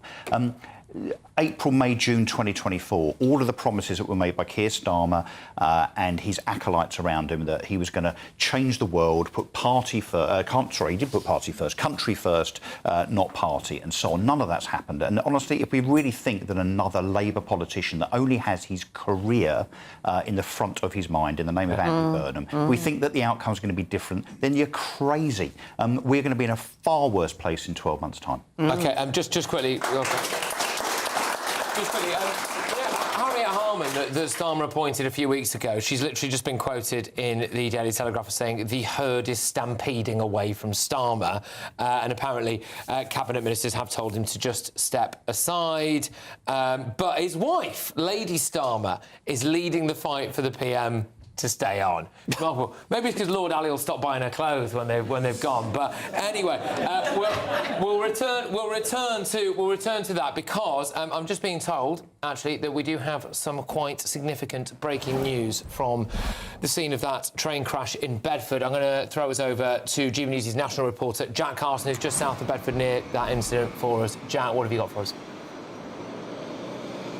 Thank you, Patrick. Well, I can confirm to you, after a statement from the East of England Ambulance Service, that 89 people have been injured as a result of this collision. They say that 11 people have been left with very serious injuries, 22 described as being seriously injured, and 56 described as having minor injuries. That is from a statement from the East of England Ambulance Service in the last 10 minutes or so. When we've been live with you this evening, Patrick, we've seen, haven't we, the mass paramedic ambulance service response, still hours after that collision occurred. So we knew that there were going to be a serious number of casualties. We'd seen from those witness statements of those passengers on that train just how many injuries they were seeing in their own carriages in the aftermath. And just to confirm to you once again that breaking line, that 89 people, the East of England Ambulance Service say, have been left with injuries due to this train collision. In the last few moments, we've seen more materials go on site, things like floodlights, because we expect, of course, the investigations into exactly how this collision happened to go on into the night. We've seen pictures of rail workers on the tracks on the crash site, also seen a vehicle belonging to the manufacturer of those trains as well enter the site. We also already know that the rail accident and investigation branch are already on the scene beginning their investigations, but as we suspect, expected from the huge emergency response here, and knowing the number of passengers that would have been on those services travelling at this time of day on a Friday, that they would have been busy services, and this collision, which has been described as the train suddenly coming to a stop, well, we got immediately from those passengers that they were witnessing injuries around them, and now we've had that confirmation. Just to say one final time to you, Patrick, that 89 people the East of England Ambulance Service say have been left with injuries due to this accident, this collision. 11 people left with very serious injuries, 22 seriously injured, and they say 56 have been left with minor injuries. Okay, Jack Carson, our national reporter, who's at the scene as we get more information through there. Thank you very much, Jack. Obviously, our thoughts go out to everyone involved. Seriously devastating incident has taken place there. Huge paramedic presence on the scene at the moment, so we'll get you more information as we get it. Look, just to return to the political news of the day, it is actually coming in thick and fast now, so we're going to roll this over into the next section, because just to remind you of the very latest, supposedly cabinet ministers have now told Starmer to stand aside for Andy Burnham. Harriet Harman, who Starmer only appointed like a few weeks ago, is saying that the herd is stampeding away from him. Supposedly it's Starmer's wife, who must be the only person in Britain is pro-Starmer at the moment. She's telling him to stick around. But again, in the last few minutes, it's been leaked to The Guardian. Labour have... It's a leaked number 10 document showing how Keir Starmer plans to stop Andy Burnham becoming Prime Minister. I've got it here in front of me. I'll read out exactly what Starmer's grand plan is for you when we come back. That's next.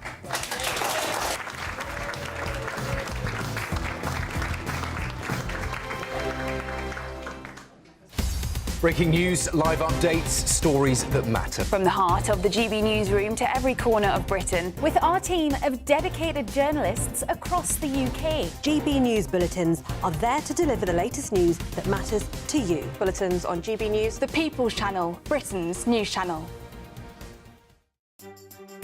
Some people enjoy lazy Sunday mornings, but not me. What's the truth of the matter? So that's a very live question. Would you support him if he waters down these plans? Before the spin sets in, I'll be getting to the truth. This is personal. No soft questions, no easy answers. It's one thing if the state has rules in this country. It's another thing whether the police and others actually police them. Setting the agenda and holding those in power to account. You can't really blame her if the system is set up this way. You will not want to miss it, trust me. The Camilla Tominey Show, Sundays from 9:30, only on GB News. I've been in Westminster for a long time, but I know that though power may be here, its effect on people's lives is across the whole of the country. We may be where rules are made, but it's where they're implemented that matters. Join me, Jacob Rees-Mogg, for forthright and frank discussion on where Britain has come from, where it's going, and where it will end up. That's State of the Nation, Monday to Thursday, 8 to 9 o'clock. Vox Populi, Vox Dei. As soon as it hits 11 and the headlines come in, the Late Edition brings you the breaking news from all the front pages. Because the news is going to happen. So get a head start today. Patrick Christys tonight, Late Edition. Alex Armstrong tonight, Late Edition. From 11 o'clock every night. Only on GB News, the People's Channel, Britain's news channel. Westminster's full of talk, but out here, it's the real world. Am I allowed to talk then? No, that's it. This is where it matters, real people and real lives. That's what politics is all about. In fact, has Trump made a good start? No. Straight answers, no spin, and just a couple of pints. How many fingers have I got up? About 10. So join me for Lee Anderson's Real World every Friday at 7 p.m, only on GB News. The People's Channel, Britain's news channel. Do you trust what you're being told? Good, because neither do I. Those are just facts. I'm Alex Armstrong, and on my show, we'll expose the spin. Well, I want to answer that, because you didn't let me last time, because you always speak over me. The broken promises. To deny that is denying the truth. And the hypocrisy. We can allow. You think we can allow? Politics, policy, parliament. Nothing is off limits. No sugarcoating, no fear of offence, just the truth laid bare. Tune in every Saturday and Sunday at 9 p.m. for Alex Armstrong Tonight, only on GB News, Britain's news channel.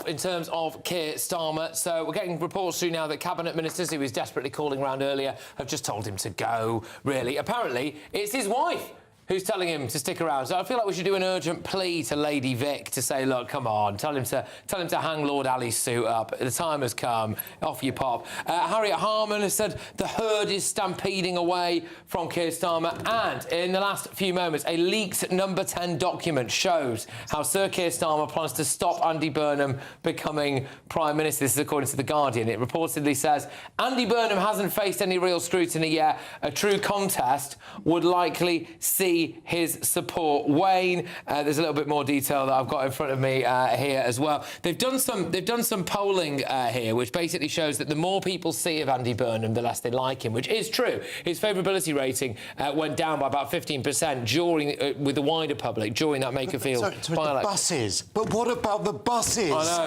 The buses. Why aren't you mentioning the buses? I know. There you go. Why are you mentioning the buses? Because people on the doorstep actually said that they were really pleased. I think we should ban mention of the buses, because that's all anyone ever talks about with Andy Burnham is the buses. Sorry. OK, that's all right. I want to know, Barry, from you, do you think that Keir Starmer should resign in the next 48, 72 hours? Look, I think he should. I think he should resign. I think there should be an orderly timetable set.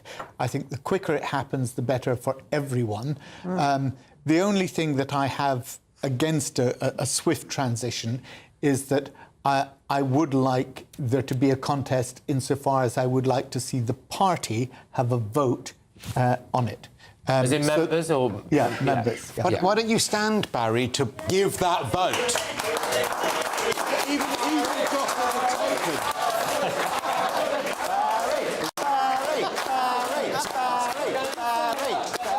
Can I just say, the fact that all you are supporting me is exactly why I wouldn't get the votes. No chance. It's interesting because it says here in this leaked document that the number 10 have got here, it says the membership has shown it's capable of significant volatility in its judgment on prospective candidates. And I seem to remember you lot booing Barry about 26 I wonder if maybe this is written about you, but anyway, there we go. I mean, Christo, it's game. It's only Lady Vic who wants him to stay. Yeah, but I want him to stay.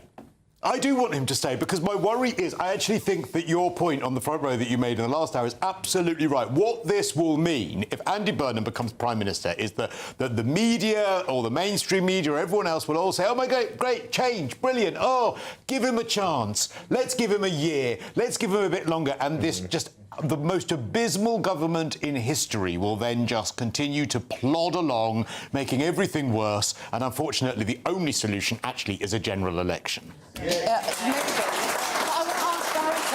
you think the ideal situation here would be to sort this out pronto during July, and so that there's the summer recess can take the heat out of the situation, and we can see...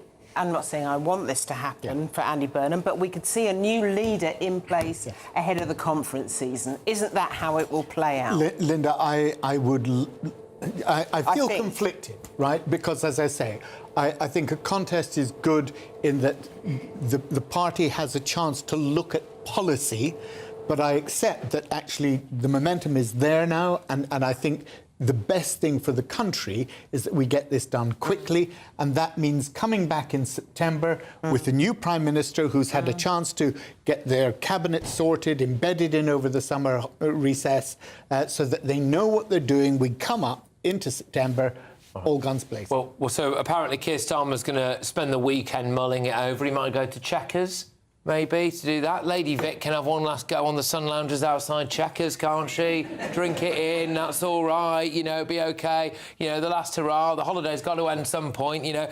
Russell, I mean, you know, the Cabinet Minister's apparently telling him to stand aside. Do you expect to see some movement on this over the weekend? Yeah, I do, and I don't think there'll be a contest. I mean, look, there should be, of course, all parties should be democratic, but Andy Burnham has had such a resounding victory as the anti-Starmer antidote that, you'd have to be pretty mad as a Labour frontbencher to think that, oh, I'll have a go against Andy Burnham. Clearly not going to happen. What will happen over the next 24 hours, and I suspect it's happening now, is Andy Burnham's team will be on the phone offering jobs left, right and centre. Probably not to people that are actually capable of doing them on the front bench, but people, frankly, that are powerful. So he'll ring Ed Miliband first, he'll ring Wes Streeting second, Angela Rayner third, put them in nice positions, which will be terrible for the country, but great for Andy Burnham. He'll be unopposed, and he will be in place very quickly, which I guess, look, from a country point of view, although I don't agree with any of them, their politics or the individuals or their capabilities, I suppose, to Barry's point, really, if we can have it settled quickly, we need to think about the markets. Now, I know Andy Burnham doesn't believe in the bond markets. Believe me, the bond markets will have a say on that in due course, I can absolutely assure you. But we do need to worry about, what the Bank of England, what swap rates, gilt yields, the FTSE 250, and what business and the market sentiment is. And it will be worse if this becomes protracted over the next few months. Just some quotes here on Lady Vic. So this is from an aide of one of Keir Starmer's cabinet. Vic is of the view that you need to keep on going. There was a weekend that the Prime Minister spoke to Vic, and Vic was like, you can't walk away. I know why. Why? Because he's so busy as Prime Minister and has so many foreign trips that he's out the house all of the time. Come on. You just stay doing it, Keir. You just stay doing it. You're it's brilliant. kind of only to be expected that not the wife, but a wife supports their partner to the nth degree. Don't you remember Jill Biden, who was the last person to lose support? Yeah, but she actually had his hand and was signing executive orders, didn't she, allegedly? Yeah, but then, of course, and you've made this point before, Dennis Thatcher was the one that told Mrs Thatcher, look, don't go on, don't let the don't let win. them hurt you anymore. I know you don't want to be unkind, Barry, but I do remember a few weeks ago you did, I think, made a really sound point, which is that actually sometimes it does take your other half to say, look, come on now, enough's enough. Yeah, no, and there's both sides. Sometimes your family turns around to you and says, look, you're not doing yourself any favours, and that's usually good advice. I know when my wife tells me every Friday. Yeah, exactly. But sometimes, you know, they're your other half. They support you because that's what they've done for, well, in my case, for 47 years. My wife supported me. And, you know, God bless her. And if that's what Vic's doing, then it's entirely right that she does it. OK, all right. There are some other rumblings coming around at the moment. So last night it was supposedly that we were going to end up with Ed Miliband as Chancellor under Andy Burnham. Well, you'd be pleased to know that now that's changed. Apparently we're going to have Chancellor Wes Streeting. Yes. There you are. But given that last night the Tories did have that win in Aberdeen South, and that was a encouraging referendum, quotes unquote, on oil and gas, I do wonder whether or not actually Andy Burnham will be better to unshackle himself from Ed Miliband quite quickly, Christo. I mean, is Ed Miliband taking Keir Starmer's calls yet? Because do you remember he was ghosting him this week, which was, quite unfair, I think. I think that has to be the way forward, because I think that what we saw in the by-election result last night was that people are sick of being told that net zero is going to solve absolutely everything, and of course it's making them poorer. Even Tony Blair intervened on that and said, look, we are such a minuscule amount of the amount of carbon in the world that why are we making businesses completely strangled by this and having to pay a fortune for energy when we have such a little effect on worldwide carbon emissions. So sorry, why did Aberdeen vote Conservative as a move against net zero when the Conservatives started net zero? You remember David Cameron? What, the Conservatives that you've got now? Those ones? No, not those. Not those. All the others. No, we remember David Cameron when the skidoo up at the North Pole saying how important it was. Why do you forgive the Conservatives that have come to reform to say, well, look, everyone makes mistakes, but when the Conservatives did things like net zero, well, you won't forgive them. Why are some Conservatives forgivable and some not? Because some Conservatives are real Conservatives and others aren't. Right, that's you mean some agree with you and others don't? Yeah, OK. Can I just make a point here? You know, Aberdeen South has voted to protect the oil industry. It's a declining field. It has been for years. 20,000 jobs already gone because the oil is diminishing. But, you know, I'm sure Harrogate would vote to keep the toffee industry going. Sheffield would vote to keep the... This is not a referendum on the future of oil. And actually, if you listen to what the oil industry is saying, the reason that it's a declining field is because the uplift costs, that is, the cost of getting the oil out in a declining field like the North Sea, is now running at $50 a barrel.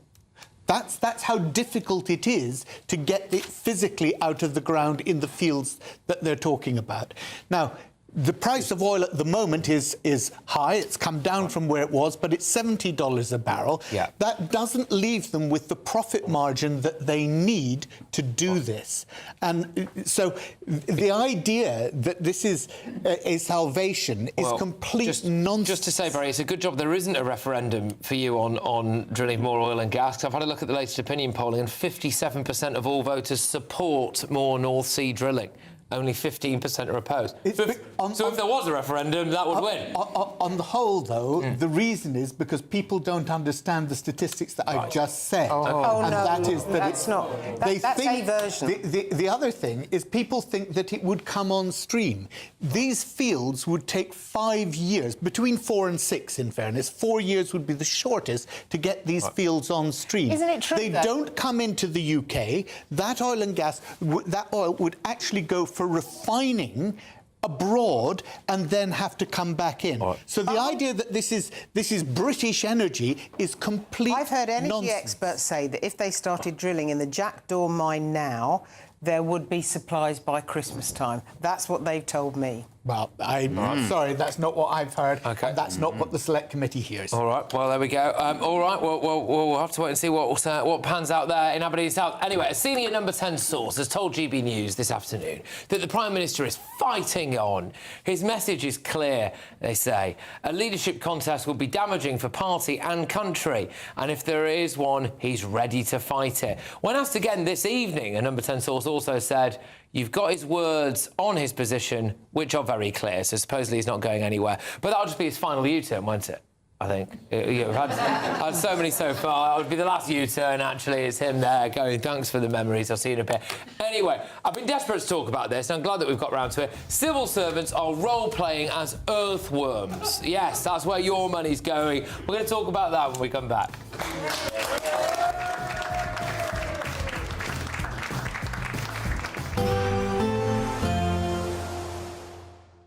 I forecast a perfect holiday in the sun. Weather looking good then? For sure, and no worries about our travel insurance. All Clear Travel Insurance sponsors GB News Travel Destinations Forecast. Remarkable heat at the moment across parts of France and northern Spain for the time of year. Pretty hot in Italy as well. Lots of very warm sunshine in Greece. A mixture of sunshine and a bit of cloud over the Canaries. Fine for much of Iberia. Only the small chance of seeing a shower. Temperatures in south of France along the coast close to 30 degrees, but higher than that inland, and up to 37 or 38 in Rome over the next few days, where there is an increasing chance of some showers into the early part of next week. All Clear Travel Insurance sponsors GB News Travel Destinations Forecast. Hello again, very good evening to you. I'm here with your GB News weather forecast from the Met Office.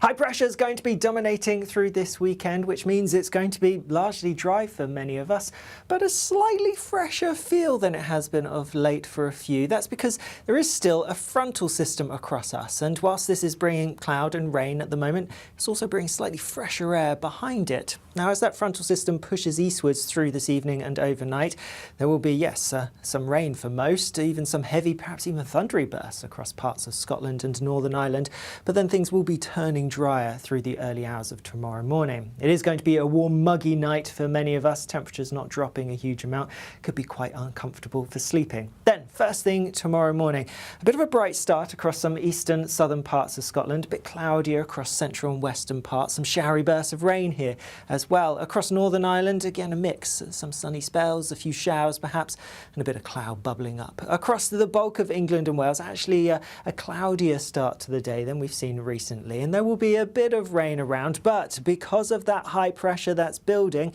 we're going to see a lot of that rain clearing away through the morning and increasing amounts of bright, sunny weather developing by the afternoon. Now, it's not going to be wall-to-wall blue skies, and there could be a few showery bursts of rain around, particularly across northern parts of Scotland. Here, there will be some fairly frequent showers, but generally the theme is for it to be largely dry and largely sunny. But as I mentioned at the start, slightly fresher air means temperatures will be down just a couple of degrees for some of us compared to recent days.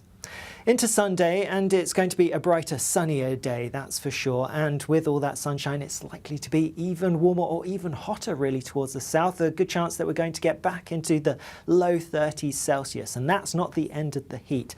We do have an extreme heat warning out for both Monday and Tuesday across parts of England and Wales because it's going to be very hot indeed.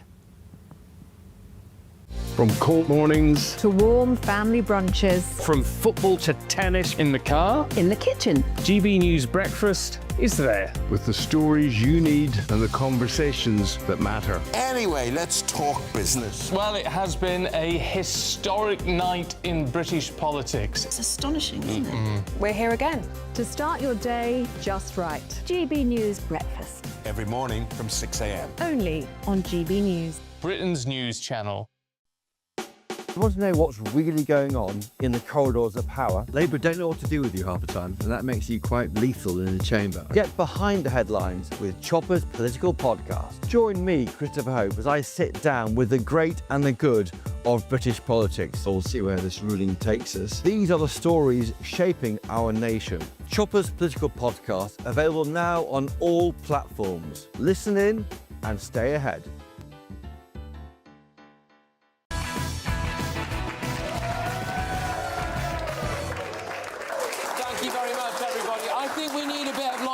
Tonight, don't we? A little bit of light relief. Now, you might remember a few months ago, the Telegraph reported on the woke events going on in the civil service. They're spending their time and money on ridiculous things during office hours, like trans listening circles, diversity and inclusion sessions, and, of course, we've got sound events for all gender expressions. I'm not really sure what that means, to be perfectly honest with you. But anyway, but this week we have topped the lot, and it's emerged that civil servants role-played as earthworms as part of a so-called interspecies council. Not just earthworms, they also pretended to be eels, kingfishers and an oak tree during the two-day event. Can you imagine coming back for day 2 as an earthworm? Yeah.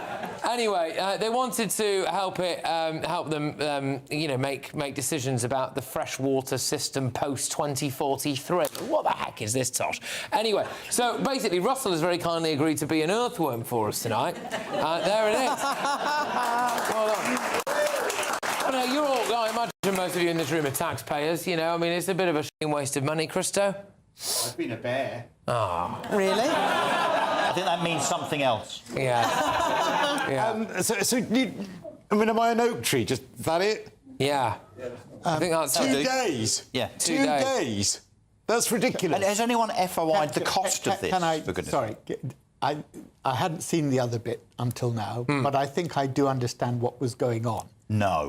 It will be. I know. It will be extremely boring. But understanding the freshwater system, which is what it says this was all about, would mean that different people had to not role play by going like this and pretending to be a tree, or like that and pretending to be an earthworm.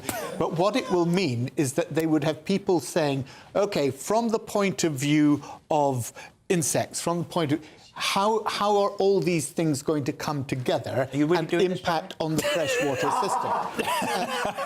Look, it's time Mrs. Gardner told you to stand. Is it now? I mean, talking of earthworms, stop digging, Barry. Stop digging. Come on. No, this is how we got to this position. If you are trying to understand the soil structure and ecosystem, soil is one of the most complex. Oh, Barry, come on. Are you still going? Come on, we're not having having this. We are not having it. I'm sorry, mate. You cannot possibly. You're doing your very best here, but come on, you can't. There's no. What's the point? It takes 10,000 years to create 1 millimetre of soil. Have I wandered right? off the set of Alan Partridge? If you want to improve the soil, right, the organic content of soil is absolutely fundamental. If you want to improve your freshwater systems, soil as the way in which we remediate. You're looking at me as if this is... I've got to take pictures of this. This is so funny. Until we run out of time, and we've got to go on to something else. I mean, it's already well and good soil, you know, but you've managed to just tip a load of manure on top of it there, haven't you? You know, there we go. Surname Gardner, of course. No, I just think that the headlines of what this says, actually, there probably is a serious purpose underneath it. And it's been presented in a way that we can all laugh at. Of course we can. Well worth the £100,000 cost of the taxpayer. But yeah, 2 days as well, over 2 days. I don't know. The thing is, Barry, I hear you on that, and I would be more sympathetic had we not found out about the other stuff the civil service do during working hours. Like, you know, their listening circles, they can talk about their trauma of having to work in the civil service. Linda, I mean, this is, I don't know. I mean, there's a detachment here. You would know, you don't have the time to do this in a private company, unless you were funded by the taxpayer. If you're in a commercial company, there is absolutely no way they would impinge upon shareholders' payments with this kind of behaviour. It wouldn't happen. I have to admit that my son, who is an economist, is in fact a civil servant. And I will tell you that he works really, really hard. I mean, he's one of the hardest workers I know. I can't even call him if he works from home, which he does sometimes. I can't even call him at lunchtime because he won't pick up the phone. He won't pick up the phone until 6 o'clock when he's clocked off, and I can't call him after 8:30 in the morning. So that's my personal experience. That's not because earthworms don't have fingers, is it? Well, he's got no interest.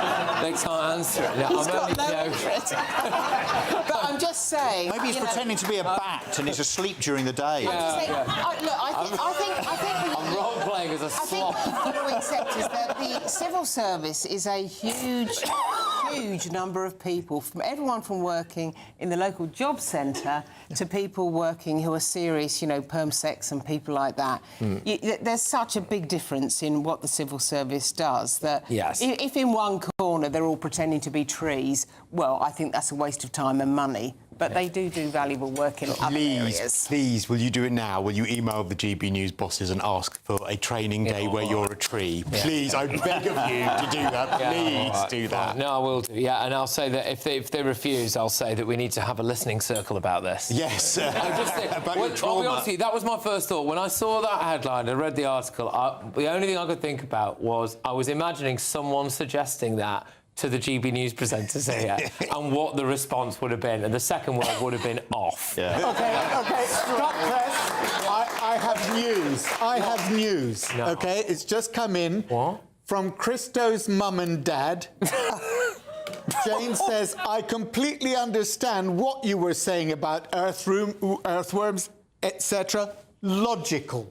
Your own mum and dad don't believe you. Hang on, why has your mother got his phone number? I couldn't agree more. Why is my mother messaging? Because I love your mother. She's lovely. She's a wonderful human being. Look, my teeth are all going to fall out of it, and I wake up and it was just a dream. She hasn't messaged me. No, she messaged me. That's hilarious. Remarkable. OK, look, if you are just tuning into GB News for the first time, I'm afraid it is like this quite a lot, actually. Anyway, in a statement, a Cabinet Office spokesman told GB News, I can't read it, it's in worm. We are reforming the civil service to create a cost... Sorry, we've got to do this. We are reforming the civil service to create a cost-conscious culture that drives efficiency and protects taxpayers' money. We're currently looking into this initiative. Right, OK. You missed out relentlessly roots out waste. Nice, That was the oak tree, I think. All right, Nice. good. Nice. OK, fine. Right, when we come back, we are going to be doing Greatest Britain Union Jackass. Need lots of audience participation for this. So, yeah, that's that. I'll see you guys in a second.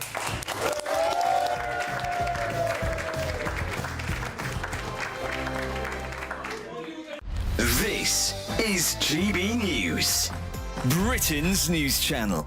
All the things that we might not think about when we think about a pint of beer, all the things that go into running a pub like this one. So I'll hand you the microphone, you tell us while I have a go at this. Don't judge me too harshly, Dawn.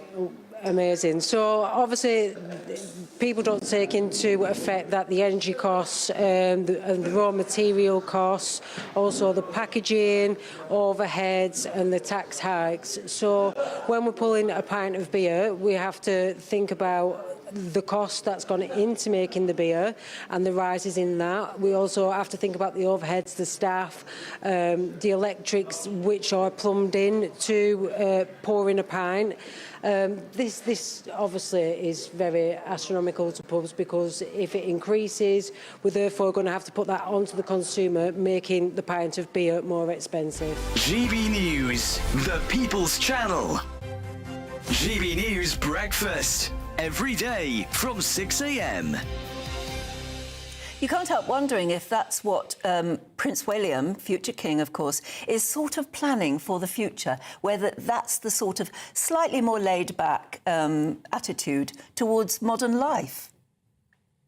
Yes, I mean, I think we're going to see a huge change in the type of monarchy we have when he comes to the throne. We can very much see that King Charles is his mother's son. King Charles very much regards the Coronation Act as a sacrament, that it's essentially akin to becoming a priest, something that you do for life, much as the Queen Elizabeth felt it was too, a deeply sacred spiritual bond, a covenant between God and himself and the people. We know that that is not really the way that Prince William regards monarchy as well. I personally think, for example, that Prince William will become the first king to abdicate. GB News, the People's Channel. Sunday with Michael Portillo from 11, only on GB News. I thought the film, which Spielberg did, didn't somehow strike the right note. So this would be the way I felt about High Society, the musical. It's glossy, it's beautiful, it's impressive, but you feel a little bit distant from it. Warhorse, you are in there. Fantastic humour, that brings you in, you laugh with them, you care about them. So even when they're in the trenches and Albert makes a friend, they're bantering about girlfriends and things like that. You absorb how arbitrary and terrible war is, you know, decisions made by people far away, young lads just shoved over to run horse charges and it's happening now, Stefan, let's be honest. Absolutely. What you're describing is happening now. Well, this is why it's resonating so much, because you're sitting there going, what is the point? It's so beautifully done. I cannot recommend it enough. Where? This one is on at the National Theatre. It's Come Back Home. It's where it started almost 20 years ago. GB News, the People's Channel.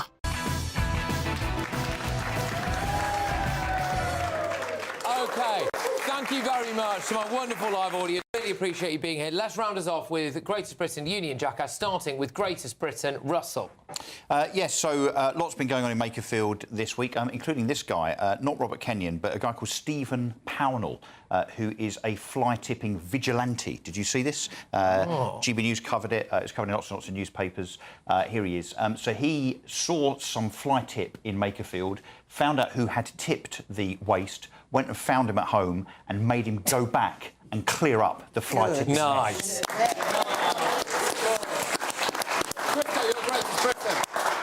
got to be the brave England team.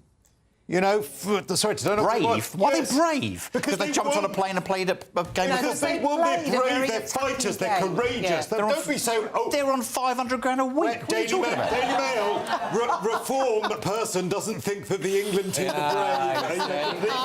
Richard is a journalist twisting the truth. Here he goes. So, yeah, the England team, because they won against Croatia, they're brilliant, and we're going to win the World Cup this year. It's coming home. It's coming. Anyway, Linda, who's your Greatest Britain, please? Count Binface at the Makerfield by-election. There he is. Have we got a clip? We've got a clip. Let's look at the clip. Who are you? My name... What kind of journalist is this? You don't know? Have a look. I've got my list here. It's not Burnham.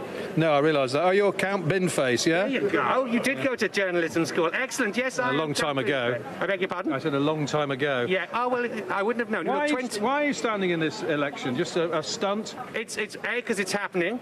B, I was at a loose end. C, because I believe elected mayors should serve out their terms before they're eligible to stand for Parliament. Oh, yeah, there you go. All right, Binface. OK. Barry, your Greatest Britain. You probably all thought I was going to choose Andy Burnham, and at one point I was. But then I remembered that 10 years ago this week, on the 16th of June, my dear colleague Jo Cox was murdered. She was a woman who fought for others all her life. She's a woman who particularly tried to combat loneliness, which many, many people suffer from in this country. And so I wanted to honour her memory and say that she was my greatest Briton. OK. Oh, Yeah. very cool.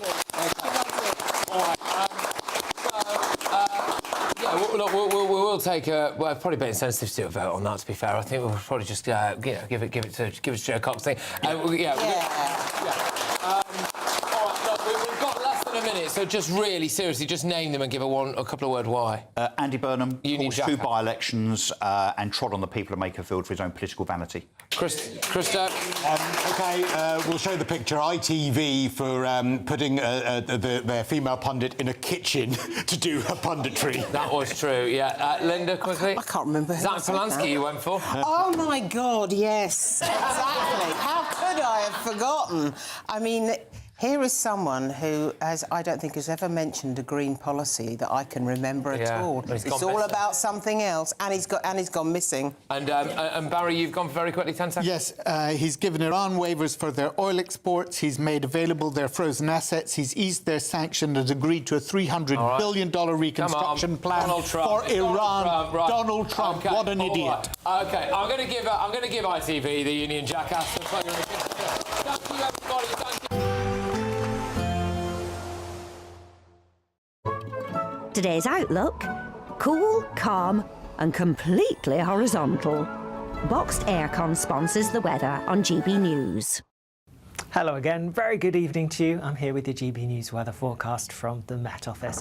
High pressure is going to be dominating through this weekend, which means it's going to be largely dry for many of us, but a slightly fresher feel than it has been of late for a few. That's because there is still a frontal system across us, and whilst this is bringing cloud and rain at the moment, it's also bringing slightly fresher air behind it. Now, as that frontal system pushes eastwards through this evening and overnight, there will be, yes, some rain for most, even some heavy, perhaps even thundery bursts across parts of Scotland and Northern Ireland, but then things will be turning drier through the early hours of tomorrow morning. It is going to be a warm, muggy night for many of us, temperatures not dropping a huge amount, could be quite uncomfortable for sleeping. Then, first thing tomorrow morning, a bit of a bright start across some eastern, southern parts of Scotland, a bit cloudier across central and western parts, some showery bursts of rain here as well. Across Northern Ireland, again a mix, some sunny spells, a few showers perhaps, and a bit of cloud bubbling up. Across the bulk of England and Wales, actually a cloudier start to the day than we've seen recently, and there will be a bit of rain around, but because of that high pressure that's building, we're going to see a lot of that rain clearing away through the morning and increasing amounts of bright, sunny weather developing by the afternoon. Now, it's not going to be wall-to-wall blue skies, and there could be a few showery bursts of rain around, particularly across northern parts of Scotland. Here, there will be some fairly frequent showers, but generally the theme is for it to be largely dry and largely sunny. But as I mentioned at the start, slightly fresher air means temperatures will be down just a couple of degrees for some of us compared to recent days. Into Sunday, and it's going to be a brighter, sunnier day, that's for sure. And with all that sunshine, it's likely to be even warmer or even hotter, really, towards the south. A good chance that we're going to get back into the low 30s Celsius. And that's not the end of the heat. We do have an extreme heat warning out for both Monday and Tuesday across parts of England and Wales, because it's going to be very hot indeed. Today's outlook: cool, calm and completely horizontal. Boxed aircon sponsors the weather on GB News.